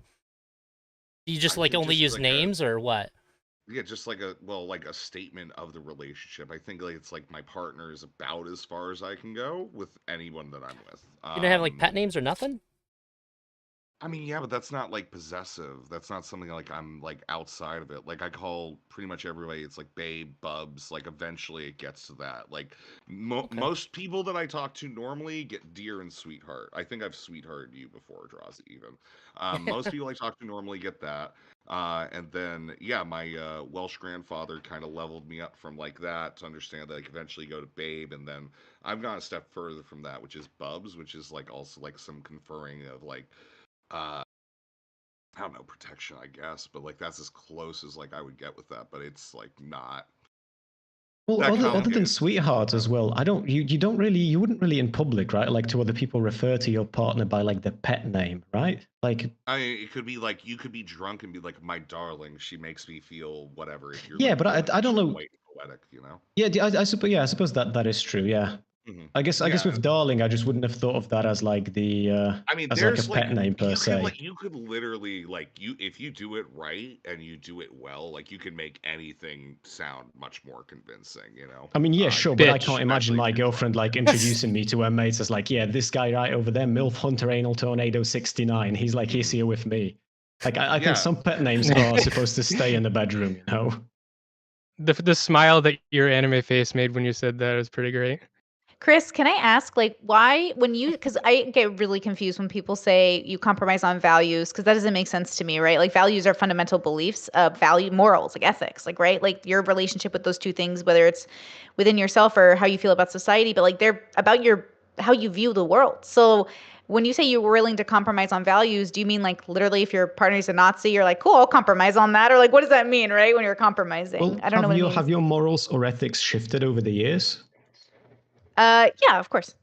Yeah, and have you engaged over like a long period of time with other people whose morals and ethics have shifted as well? Yes, but I come from a world where eventually you kind of stop. Like your ethics and values and you really solidify them. You don't keep changing. I mean I would even agree with that, although I am far from being at that point. But at the same time, like I don't think I could date like an actual Nazi. But also like as a white bald guy, that is very rare that like I'm gonna find a woman in like my vicinity that's gonna be a Nazi. That would like usually be the my Fair. as a territory here. white bald guy.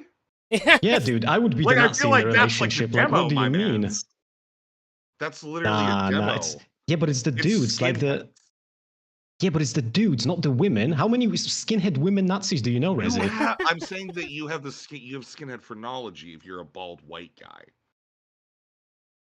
Sure, but like even then, like Mhm. even skinheads are usually not with like actual Nazis. They might be Nazis and their partners are like, oh yeah, you know, I love the gangster side of him, but like they're not actual Nazis. So I have wait, to can you give me an say, example of Chris, like a value that you would compromise on, Chris? I'm sorry, Stardust. I just want to know like what is a value you would compromise on? I have a Yeah, I question think too. religion would be one that I would absolutely like. I would absolutely compromise. So like, I actually I do that to a certain extent in real life. So like, me and my partner, we deal with a lot of things differently. So like, jealousy is one of those things, and like that will tap into where we're going with this. So I tend to talk openly and have like a healthy channel of communication. So like, generally speaking, I'm pretty good at it. So I can convey my feelings in like a way that doesn't make her feel like shit or make her feel like I'm blaming her. So, like at the same time, when it comes to things like religion, for instance, I am not a religious person at all. My girlfriend is, but like I have no issue going to the church with her. I have no issue taking part in like the sacraments with her. I have no issue in the fact that she wants to have a church wedding, right? All of those things, like it's well, I would say to a certain extent maybe that's because like I'm not anti-religion as a value, right? Like maybe if I was, it would be different. But generally speaking, like there will always be values that aren't quite matching, and like I'm okay with that. Yeah, well, if you're neutral to religion, is it a value, right? Like, I'm not sure. When I say value, I mean, like, I do think, like, I grew up pretty religious. I'm pretty anti-religious for myself and my marriage.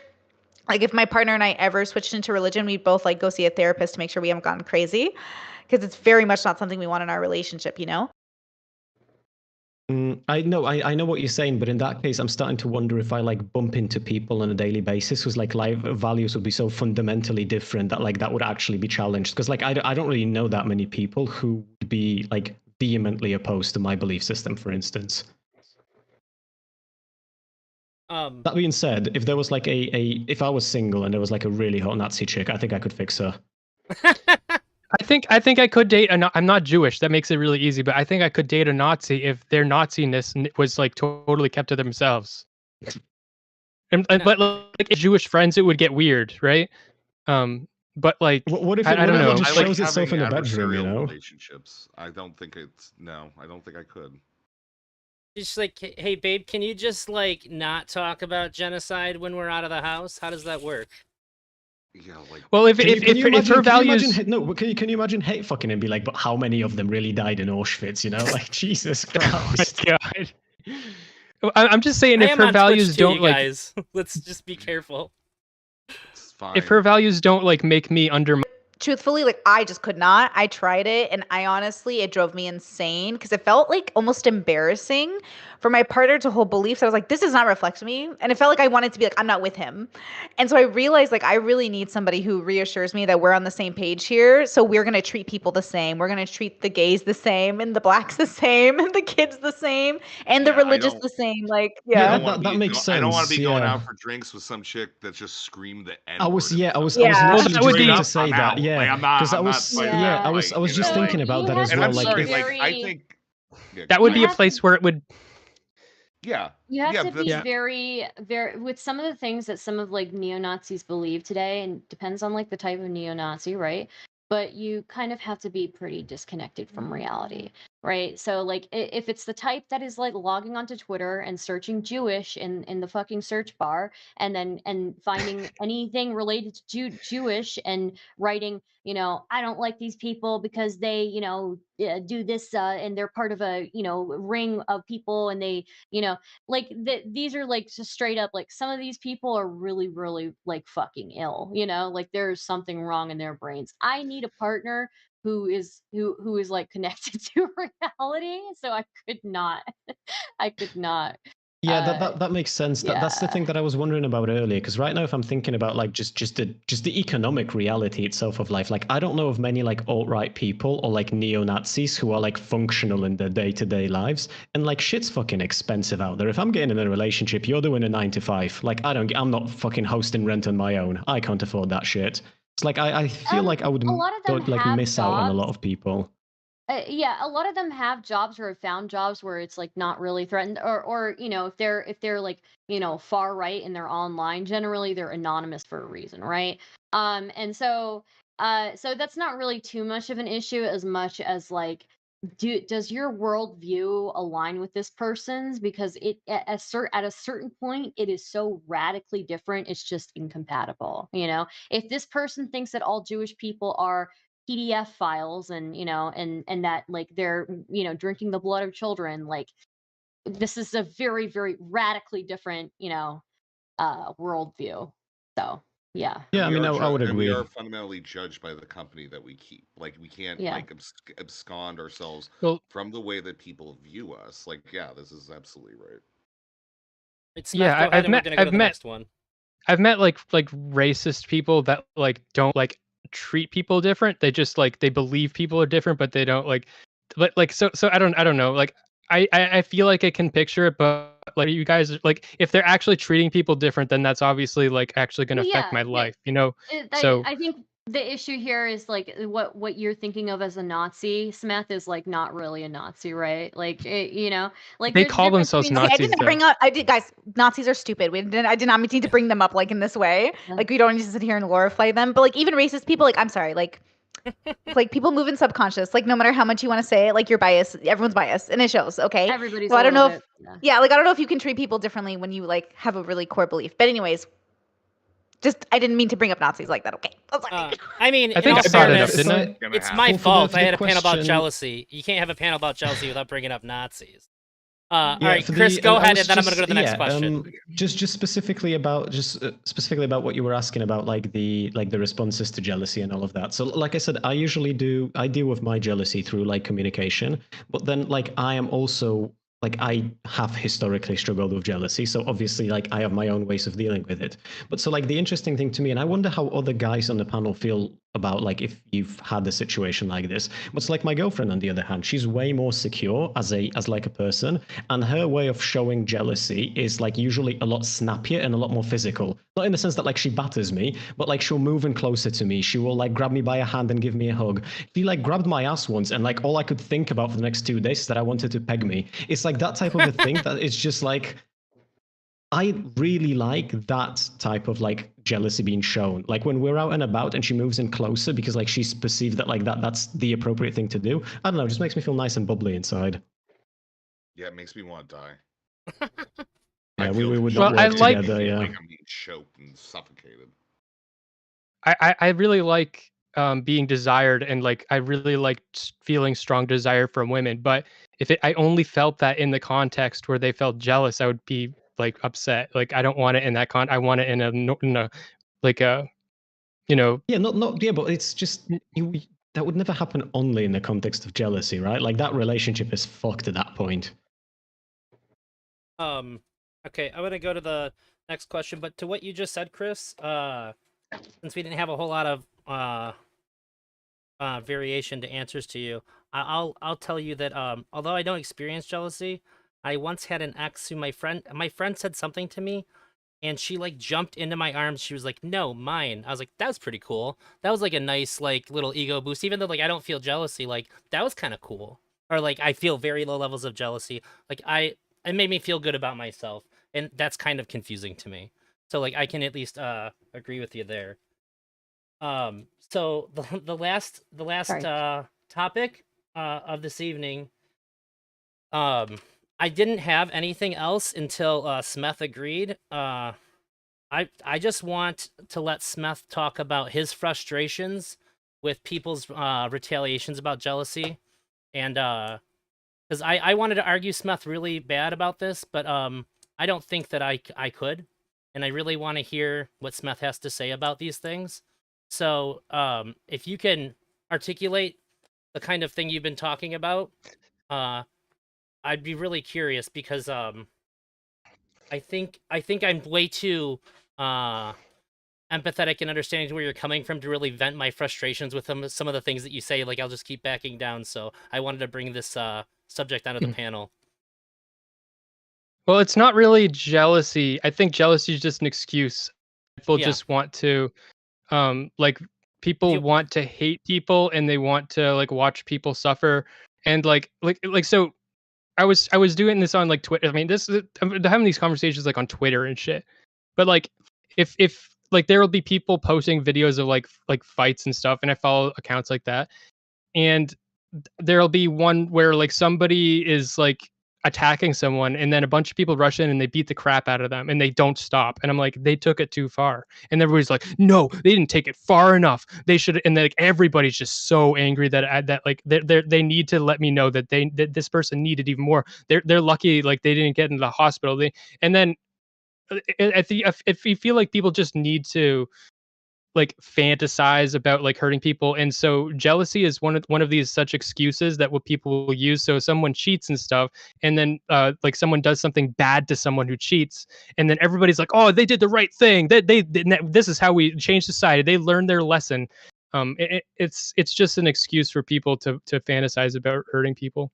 I agree with this actually. I talked about this the other day. I think the greatest sign of dysfunction is like, let's say you're cheated on, and after the relationship ends, you like stalk your whoever cheated on you, and you're like, I hope they ended up in a worse relationship, or I hope they're worse off. It's like, no, dude. I hope the person that I loved who cheated on me got better. Like, I hope people get better. But I do think there's a really dysfunctional part of us that we're kind of like sadistic. And I don't even, and that's a feeling that I think that therapy really helps, right? Or that's a feeling that I think, introspection really helps, is to ask yourself, like, dude, okay, like, yes, it's awful. Like, trust me, like, it's the worst. But also, like, okay, humans are going to human, relax. And also, you can't, like, it's not a part of my values to hurt a person just because they cheated on me. So that's why I wouldn't do it. Like, the Carrie Underwood song where she slashes his tires? Everybody knows the song, because he cheats, country song. Okay, maybe you don't. No one's nodding, but I know okay, that Carrie one. Underwood. Fortunately, I that know one. it. Sorry. Okay, no I can problem. imagine it. So, like, next time maybe he'll think before he cheats is kind of like the line. Is she like slashes his tires and then kills his car and like all these things. And look, powerhouse song, love it, girl boss / gaslight, like, love it, okay? But also not ethical. Like, you can't do that. Like, not within values, right? Like, I wouldn't do that. Again, I don't think it's justified. But I think the feeling of wanting to do it is so human, and it takes a really disciplined person not to act on that feeling. And I think that's what we should aim for. Is like, it's not that the feelings are wrong, because I get it. Like, sometimes you feel like, I want to take justice into my hands, but genuinely, it would do you better and them better if you just move on, let it go. Yeah, That's generally why I not follow these slashing your ex's accounts. tires is a good move, So. right? Like, but the thing is, like, it's not because of the rest of it. The actual problem is that somebody committed violence against the property of another person in an attempt to cause them harm. That doesn't have to do necessarily with jealousy. I think, like, yeah, we already have a system of laws built up to prevent that. Not to, say that isn't why we have them. That might be why we have those laws, to codify and, like, prevent negative societal consequences. But yeah, I just think that it's like, I think that's even separate from jealousy. That goes into the I even forget it now. I was talking about it earlier. Resentment, right? Where I think, like, yeah, once you get into resentment, but resentment and jealousy, resentment can result from jealousy, but I don't think it's the same as jealousy. Yeah, it's definitely I think different. that's I what would that agree is. with that, Yeah, right? That bitterness, yeah. that revenge, that, like, just like, I'm Mhm. going to take justice into my own Yeah. hands. Like, you know what I mean? Absolutely. Yeah, because there's no way to get justice. Because, like, if you can't have your love requited, yeah, like, guess what? You gotta, like, learn to just take and bite that bullet and accept your life. Because, yeah, that can feel absolutely terrible as a person. Like, I've experienced that. It's probably why I'm, like, against it at this point, where I'm just like, yeah, just, whatever. I have other shit to do, so. Yeah, I mean, obviously having like a really vitriolic reaction to it, or like a really pathological reaction like that would be really, really unwise, right? Unadvised even. Like, that's not something that we should encourage or cheer on. But at the same time, like, if I was cheated on, like, I'm not going to trip you so you fall down the stairs. But if I found out you've fallen down the stairs, like, it's not me who needs fixing here, okay? Like, fuck you. I will laugh at your scraped knee because you've fallen down the stairs. I'm just not going to be the one pushing you. Like, Yeah, there's just like- a part like- of human experience with that. I I guess- don't think you can't tell people not to feel that way, because like I feel that. But that's why I fucking watch. That's why I follow these accounts on Twitter that post fights, because I love seeing someone do something fucked up and then get punched in the face. But like, it doesn't mean it's okay. Oh, there's a really Like, good one. you know- There's a one on Twitter. I'll send you later. Yeah, I just I want to think that- clarify my contention with what Smith has said. So the thing that I guess I want to try to address is that I don't necessarily disagree that you should not retaliate, especially not violently, against people. However, do you think that there's a part of people that we give some kind of wiggle room to say that, like, while what you're doing isn't the best, like, it is understandable that if it potentially the worst thing that's ever happened to you is you getting cheated on or something similar, that you're going to have an uncharacteristically bad response to this? Do we give any credit to these people, especially when things like social media have been known to encourage people and back them up and say, like if a woman slashes a guy's tires, that there's going to be a bunch of, like, you go girls, yeah, you showed him, like, in the comments and stuff. When we have people that do encourage these things, can we wholly blame a person for having such strong emotional reactions when there are some rewards for it? Do you know how not sometimes, as like- like a soul level thing, but at the end of the day, I'm not responsible for your mental disorder, right? And if you go ahead and make some negative impact externally, we can judge that action. And yeah, we have to remember that this is something that you did.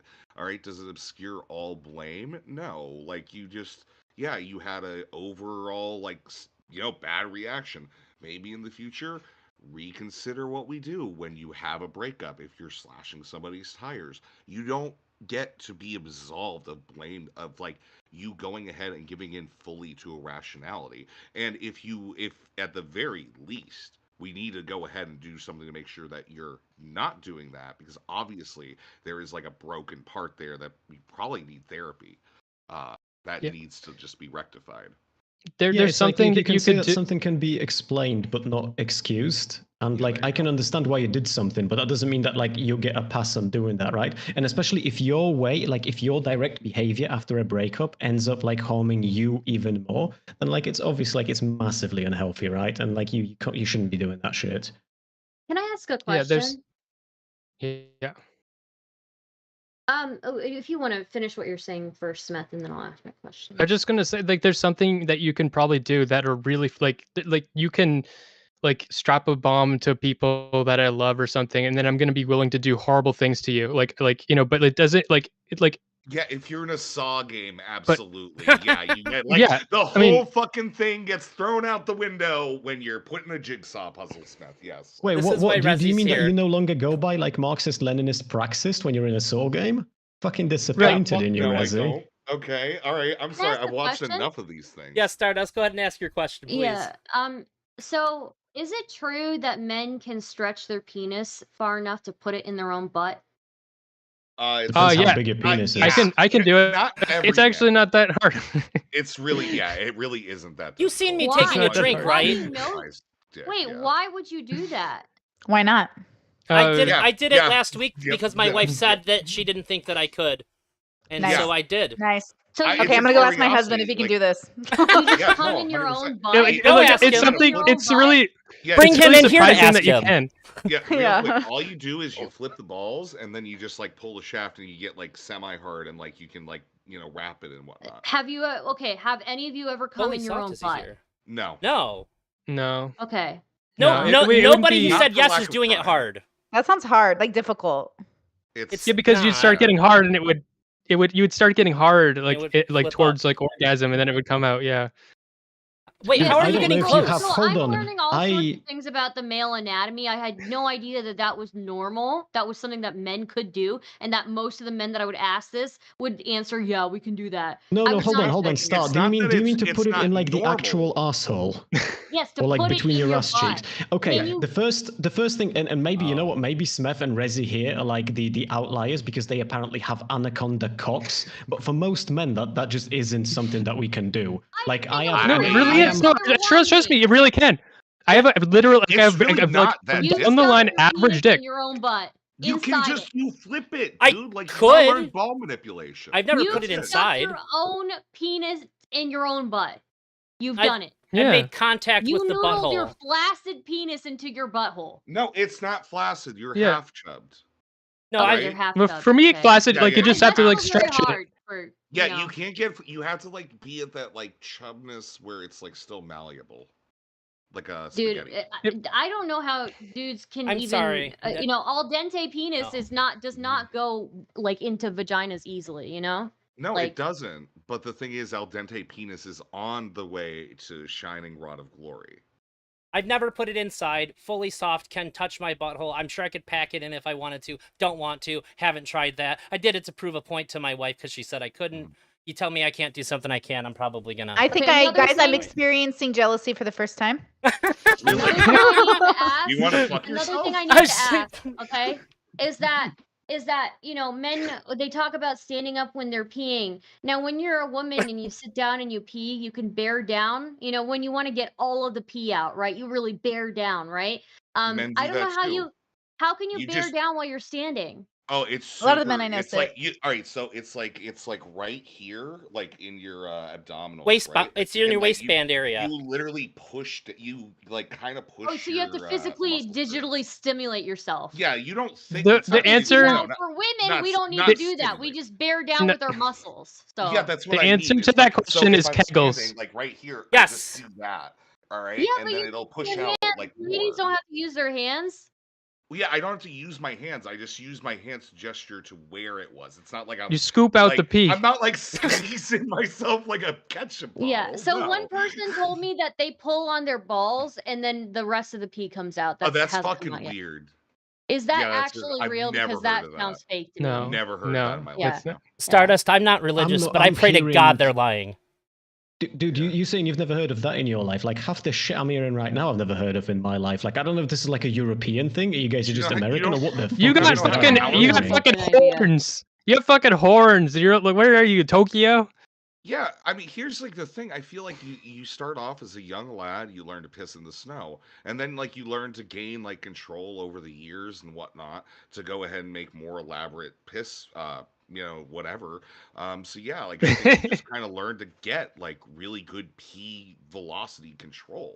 And yeah, you can call it bearing down, but man, yeah, 100%. There are some strong peas where I'm getting like backwash even when I'm standing. Like It's your No, butt- see, it's what your- I- it's- when it's I- your when butt- I it's talk your butt about bearing muscles. down. Okay, when I talk Prostate. about bearing down, I'm talking about you go pee and then you think you're finished, but you want to make sure that there's no pee left inside you. So you bear Oh, down Yeah. at the end to make sure that you get anything that's left over out. Well, And then you flick it. Don't you have to like wipe? Yeah, with guys, you just wag it for that last bit. And Brittany, like, can I you thought, like, collaborate? What she's saying is this something? Is this a normal women experience? Because I've never heard of this before. What, sitting down and peeing? No, Wait, I the missed bearing it. down, like just making sure that there's no pee left in the tank, so you just bear down when you piss. Like, got to make sure I'm totally bone dry. No, not during the entire time. Just No, at at the end. When- Yeah. Yeah, like sometimes I pause at the end and I'm like, okay, I'm pretty sure I'm empty, but then I like really think about it, and there's always a little bit more left. Yeah. So do you like super exactly. bear down to make sure it's all out? I mean, I feel like okay, it actually kind of helps if you move. I move up a little bit, almost to like move stuff around to see, almost like moving a jug around. So I mean, it seems to help. I don't know. Okay. I just never heard of this before, and I didn't know. Like, no offense, sorry, I didn't know if this was just like like an individual you thing that you just thought was universal because I've never heard of it. But all right, I guess this is just a thing I didn't know about. Oh, It so lear- you just it's- think it's like a me thing, like I'm a middle-aged lady who can't get all her pee out or something. That's You're- actually you're a piss exactly what master. I wrote down in my notes here. Starter is a middle-aged lady who can't get all of her pee out, thinks it's universal. So I should ask Brittany. No, I just didn't know. I never heard of it. I was just checking. Well, don't guys Okay. like kind of like We just shake it at the end? Yeah. Yeah. You can That just makes shake no it. sense to me, I though. don't. feel I like just I physically- both shake it and then I use a bit of toilet paper to like wipe it at the end and then Nice. just Oh, flush that's that really fucker. good, Makes no actually. A sense lot of men to me. forget to wipe. Pee is sterile. Shaking Pee it is doesn't sterile. It's mean fine. even. Okay, I wait get a a minute, few guys. drops. I in just my leave it underwear. in and That's put why the I wear pants underwears on. I wear. Yeah, Yeah, but you it's can not shake about. it. Hold on, it's not about being Even if you sterile. No, shake no, no, your no, no. body Hold as on. a woman, you're I sterile. still feel. I It's still not feel about like even if sterile. guys, even if you shake your body as a woman, I still feel like you have to kind of bear down at least a little bit with your muscles to get the rest Yeah. of the pee out at The the sh- end. You The know? shaking is to remove the piss that's still in the urethra. Yeah. we're just how are you we're guys just not clearing out the fucking tube. bearing down? There's probably some more buried bear deep down. inside you. I could squeeze it out. I squeeze some fucking piss out, That okay? piece for next time. It's just gonna be the one in first For place next out the time. gate next time. Oh my god. So that's all that I had. Last Um, question. Last question. If you come in your own butt with your own penis, is it gay or is it incest?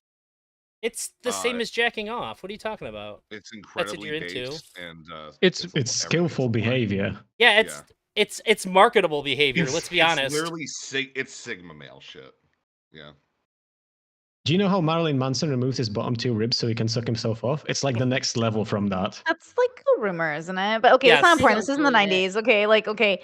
I want to say on jealousy just really fast because my audience is like, is this it? Like, no, I think, look, jealousy is a very complicated issue and it will happen in your life. It will happen between parents and children. It will happen between siblings. It will happen between students and teachers. It will happen because you will have anxiety and worry and trauma. So don't worry about it happening. Worry about doing nothing about it because that's really when things go wrong. It's not wrong to experience it, like Tom was saying, but I do think it's kind of like not in your best interest to not engage with it or try to get better, but you can do whatever you want to do.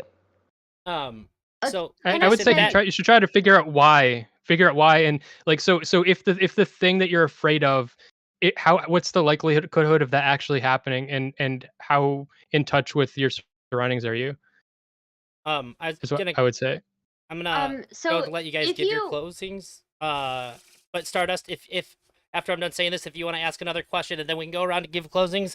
Your questions have been Yeah, I pretty have fire. another question. Uh, So on the whole topic of Go like ahead. sticking your own penis in your butt, one, why the fuck would you ever try that? Because poop comes out of that hole. Poop comes out from the butt, and therefore Stardust it's doesn't have dirty. anal.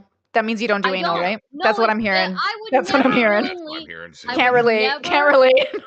I would never willingly subject another human being to my asshole. Okay, it is a biohazard waste. Okay, so number one, why Uh-huh. would you put the poop comes out of that hole? Why would you put your penis near that hole? Two, if a woman touched her urethra to her butthole in some weird, I don't know, Stop foldy it. way, Hyperclip. if that happened, we would get a UTI immediately. How are you guys not getting UTIs by sticking your penis in your butt? You got to pee when you do it. So Wait, No, it's excuse because me. the penis is shaped a certain way that keeps diseases out. Did you I just had, ask why? Wait, anal sex is very normal. Like, I'm so Yeah. confused. Like, you think gay men give each other like what are we talking about No, I here? don't think gay men give each other. But I'm saying if you put your and I know these guys are not prepping their buttholes for their own penis. Okay, I know you guys are not doing it. You're no, not I've cleaning out your never, butthole. I've for I your never own done yeah, penis. anal I just without wash douching my asshole. asshole. That's it. And then To be fair, Rez, you that's Yeah. that's and still then more so than you most men put do. you put your own penis in your poop-filled butt. Okay, Mhm. and you may say, "Oh, I pooped already." Well, there's still poop particles in there. Have you may ever put done your an Have you penis ever done an in enema? I have not done an enema, but let me finish what I'm saying, Okay, okay? go ahead. When you put your own penis in your poop poop particle filled butt, those poop particles will get into your urethra, and then you know Mhm. what happens? You get a UTI. You know when you fart, you're getting poop particles in your nose and all around your body. Thank you for the and I donation, fart Froggy You get Style. pink eye. I appreciate If you got a juicy enough fart, you could get pink eye. Yeah, yeah. I That's think fucked up. Smeth, you can correct I me if I'm wrong. I think none of us are actually putting the dick inside of the asshole, just merely making contact, so that way we can. No, show up the person who's I've got put us. the, no, you're I've put the wrong. whole glands inside my asshole. I Yeah. Have you had no put your own desire. balls inside your butt? No, It didn't feel that good. It was. my butthole's not that wide. One of my unfortunately. friends told me that he didn't like anal because it felt like taking a shit in reverse. I Yeah. think that it's like really That's- weird. I've heard the that. first few times you do it. But like the thing is, I think it's like it is really intense. I don't know how else to put it. There's something really intense about it that I can't really describe. It looks or like it explain. hurts. You know, I will say I think there's a part of that, but there's something else entirely as well. And I'm jealous of people that don't know that because I'm tired of shoving stuff inside myself. Hi, anyways, Resvert, closing statements. Yeah, I think all emotions are valid. Doesn't mean that the way that we handle those emotions is a good thing. I think it's bad for a lot of us. I think a lot of us agree on what jealousy means. I think jealousy is a fundament to relationships and it's something we're all going to experience. It's not bad. You should engage with it. Tell your partners about it. Find a way to love them the way that you need to love them. And make sure you don't lie about things in relationships because that will ruin them as well. So, signing off, I'm gonna end this with yeah, I am not jealous of anything mostly other than professionally. Maybe that's envy. Maybe I am thinking about this a little bit too little. But at the end of the day, I feel pretty good about life, and I'm Resver. Nice to meet you all. Again. Thank you, Rezzy. I wanted to say before I went to closing statements, I really appreciate you guys coming on here because really the whole idea is pretty damn alien to me. So I'm polyamorous. I don't ever what's the I don't use possessive labels or anything. I always say my wife isn't my one and only, but she's my one that's always. Like I know she's always going to be there, but I never like want to like put her in like a box and say like this belongs to me. She's my thing. And I think that you guys have said a lot of stuff that I haven't heard. Like usually the way that people try to explain this to me is always with this super possessive language, and you guys have really helped me come a lot further in my understanding from where I was at. And that's really meaningful for me. That's why I picked the people that I picked tonight. Reservoir, you did an amazing job of. You're the one person who I was like, I need him on here for this specific reason. And when things got like a little too wacky, you were like, hold on, let's just bring it right back. You were perfect for that. I just want to say thank you. because there was a moment where I was like, "You nailed it. You nailed exactly what I had you I here for." I definitely went ahead and like hydroplaned us into the can we shove penis into butthole debate, but I will take the But that was compliment nonetheless. but that was fun, and we were getting close to the end, so it was nice to spice it up a bit. So Sure. yeah, I just wanted to thank you guys before going to closing statements, because this one was like, really, it was for me to get a better understanding. I'm gonna go top to bottom, left to right order for closing statements. Brittany, Simon, we've never met before. It was really nice to meet you. You're an absolute delight. Thank you very much for being here. Thank you for having me. I had a lot of fun. I'm just getting used to panels, so I've been on the internet a long time, but panels give me like usually anxiety. But I felt pretty relaxed in this one, so that was really nice. I want to say there's like two ways I think of jealousy. The reason I can love it is that it gives me an opportunity for communication, and the reason I hate it is sometimes it stifles communication. So I have this focus of wanting to encourage communication, and that starts with creating a safe space for your partner to even be jealous in the first place. I do think there's a part of society that might encourage it in like toxic music, but in other parts where I've come up in, you're actually kind of looked down on for feeling those feelings. And so I just want to encourage people to like create a safe space for their partners or their family or their friends or their siblings to say, "Hey, I think I'm like jealous and I'm afraid and I'm anxious and I just want to be reassured, and I also want to work on this if I need more than just reassurance," right? Because I think jealousy is a spectrum from like slight reassurance needing to I need to talk to a professional because now I'm looping, right? So don't be afraid to admit you're jealous, because honestly, it's just an emotion. It comes and goes, right? It's not the end of the world. All right. Thank you. Thank you very much, Brittany. Chris, I know that you moved a lot of stuff to be here tonight. I really appreciate it. Go ahead and sign us off. Oh, and so let us know where to find you. Yeah, sure. I think I will more or less just repeat my opening statement and add a few bits and bobs to it. So, jealousy can come from two places, right? One of them being insecurity, another being just like your regular normal emotion. You want less of that first one, you want that second one under control, and you want to build yourself up as like a healthier and stronger individual so you feel less insecure and then you can have a better time in general, right? Jealousy is way the fuck more complex than what you can get into on a 6-person panel. I'm here to mostly just enjoy the back and forth and open up networking opportunities, and to remind everyone to always take online relationship advice with a grain of salt. It's 3 a.m. over here. I have work in 6 hours. I wish to go to sleep.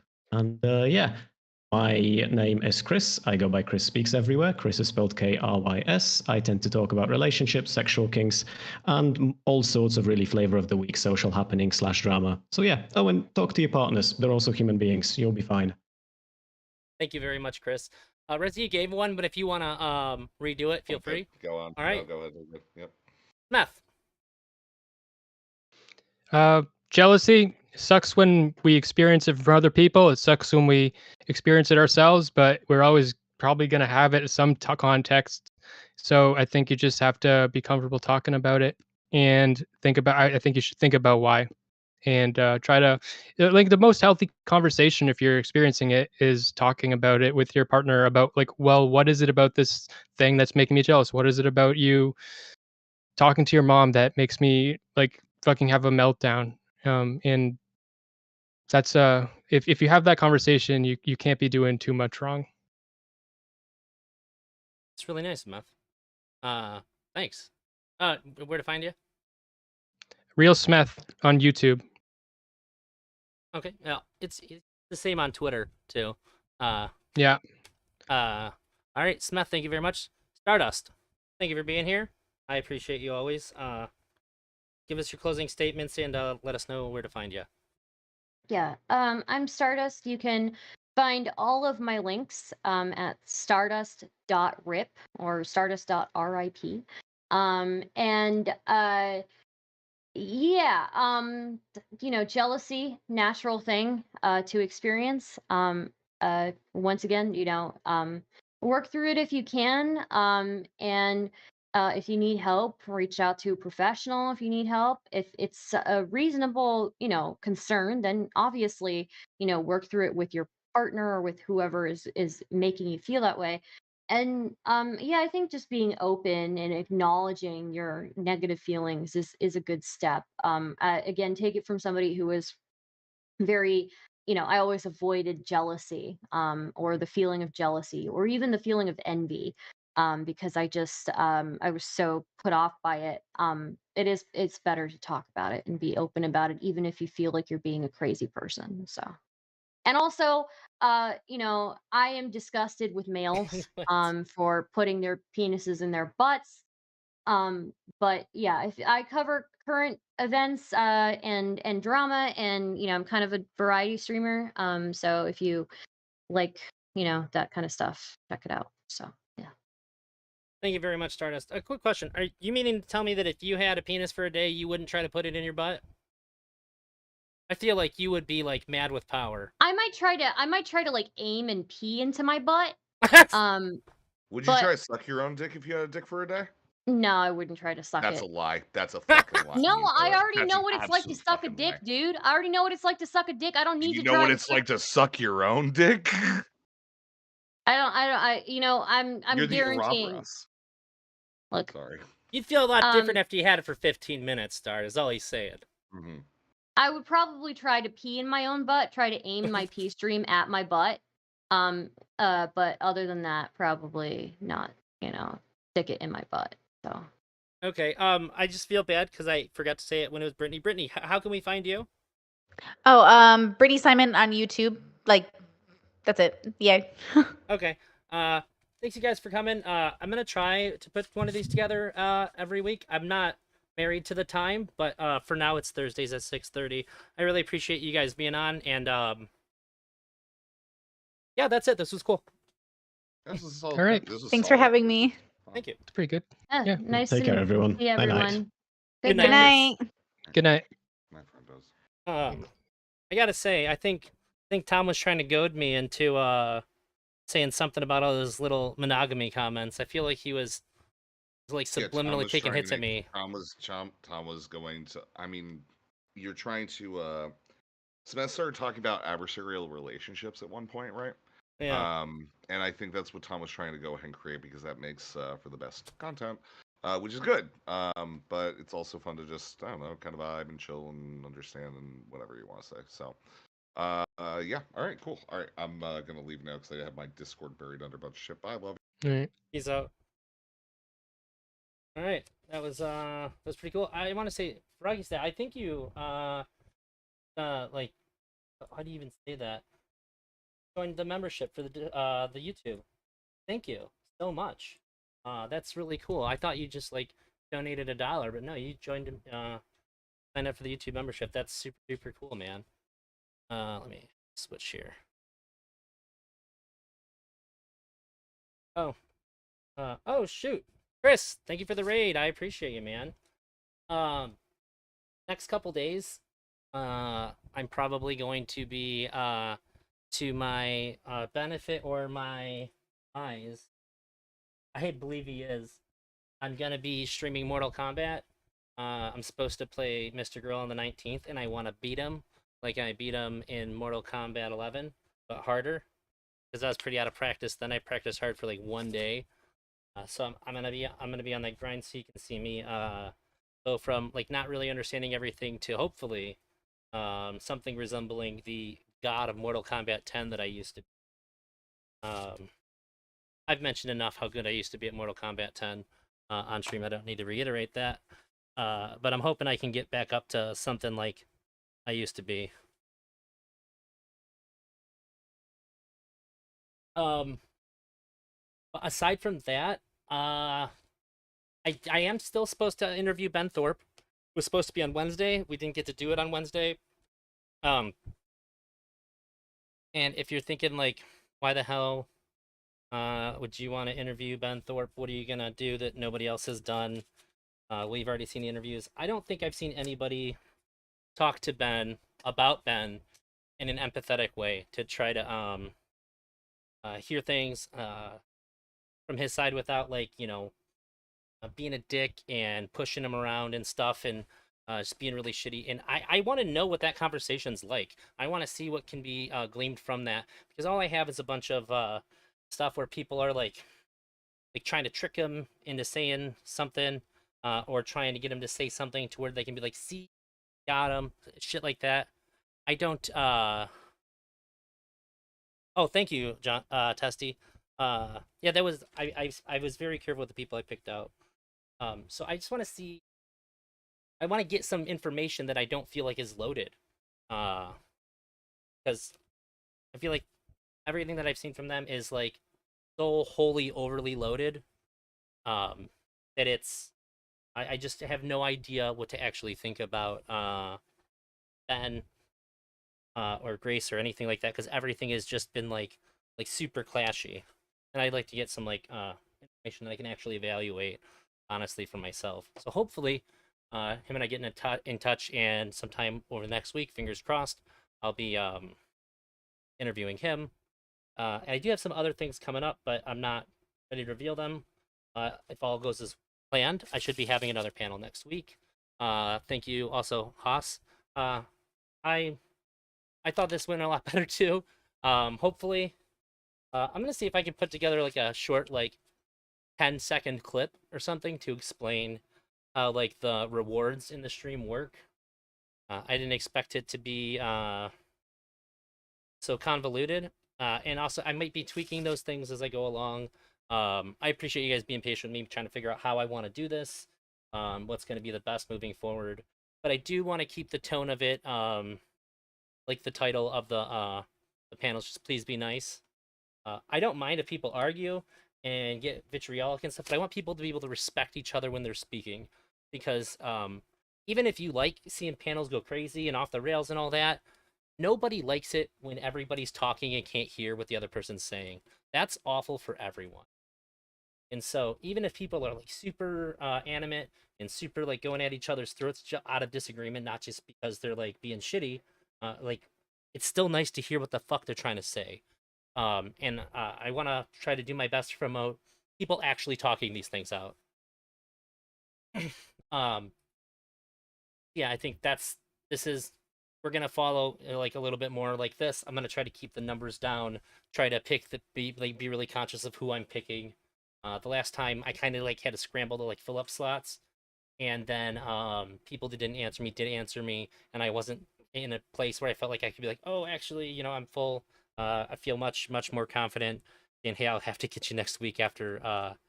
It was a bit much last time, so I'm planning for next Thursday at 6:30 p.m. Eastern for the next one, but if that is going to change, I will announce its change on or before Monday.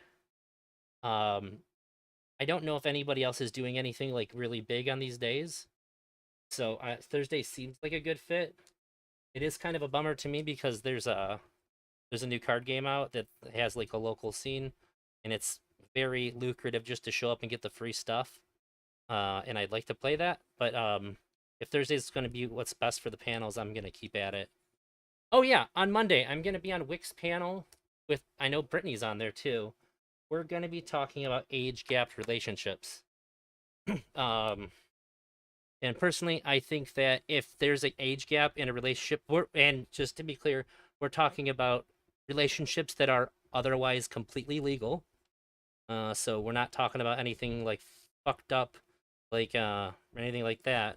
And from what I understood, I was told is that I am the strongest advocate for the age gap relationships. In that, I think that if there's a age gap in a relationship and you think that there's a problem in that relationship, I think that there's something else that isn't the age that we can point to that's the actual problem that we're going to be using the age as a proxy for.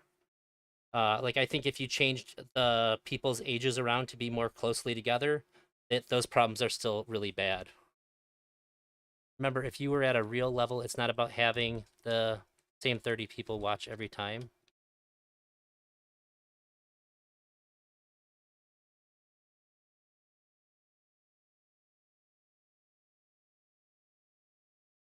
But yeah, I think it's good to be able to bring in different people, audience-wise, which is why it's good to have a wider variety of guests. I actually didn't really intend to reuse any guests, but I couldn't deny that Smith kind of had this thing going on lately that I've been kind of like engaging with him on Twitter like a little bit with. So I wanted to have him on, and Stardust kind of came in late, so I didn't really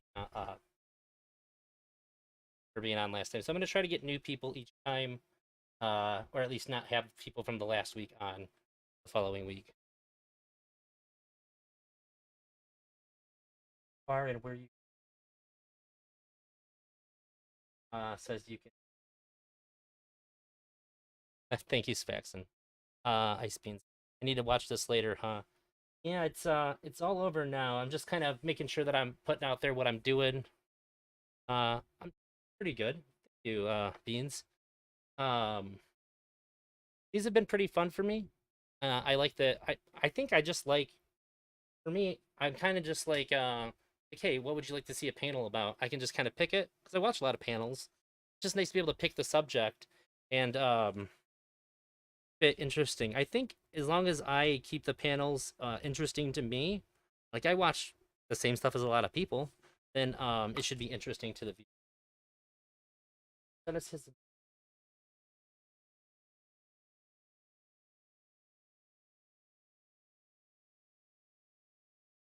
Uh,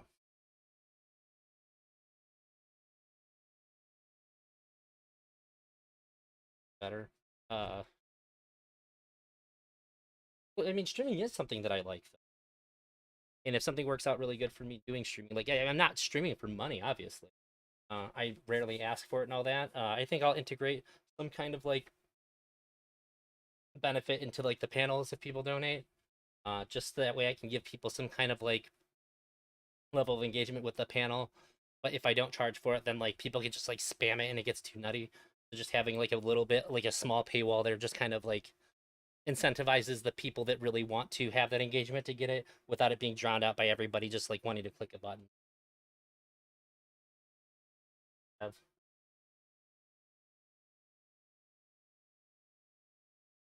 Gosh. You're in my Discord. Let me know. I'm about to get out of here. I might later after my wife goes to bed, I might come and do some MK stream. If you want to talk to me while I'm doing MK, that'd be pretty cool. This is our night to like kind of hang out and spend more time together because she doesn't have to go to bed tomorrow. So I'm about to go do that. I think that MK is gonna be for a while. Oh yeah, and there's a new game, Witchfire. I might just make a review on it. It's in open beta. I've waited for like 6-7 years for it since the trailer. It's amazing. Like a first-person shooter with magic. It's like Souls-like, roguelike, and it's like gothic horror fantasy aesthetic. It's wonderful. I love it. Dan for Christ. Yeah, that's rough, buddy. I did my best to advocate for you. I really did. Yeah, that's it. If you're watching on Twitch, hopefully give me a follow. If you're watching on YouTube, please like the video, subscribe to me. And just one last shout out to Froggy Style for giving me a membership on YouTube. That's so cool of you. I don't ever expect any of that out of anybody. When it pops up, I'm super grateful. I know you all are with custards in this space. Well, did it make game hard mode? Oh, yeah. I don't know if advocating for you helped or hurt the cause. It just like annoyed the mods even more. Not really sure. All right, that's it for tonight. If I'm back later, I'll be playing MK. You can stop by and make fun of me when I lose. So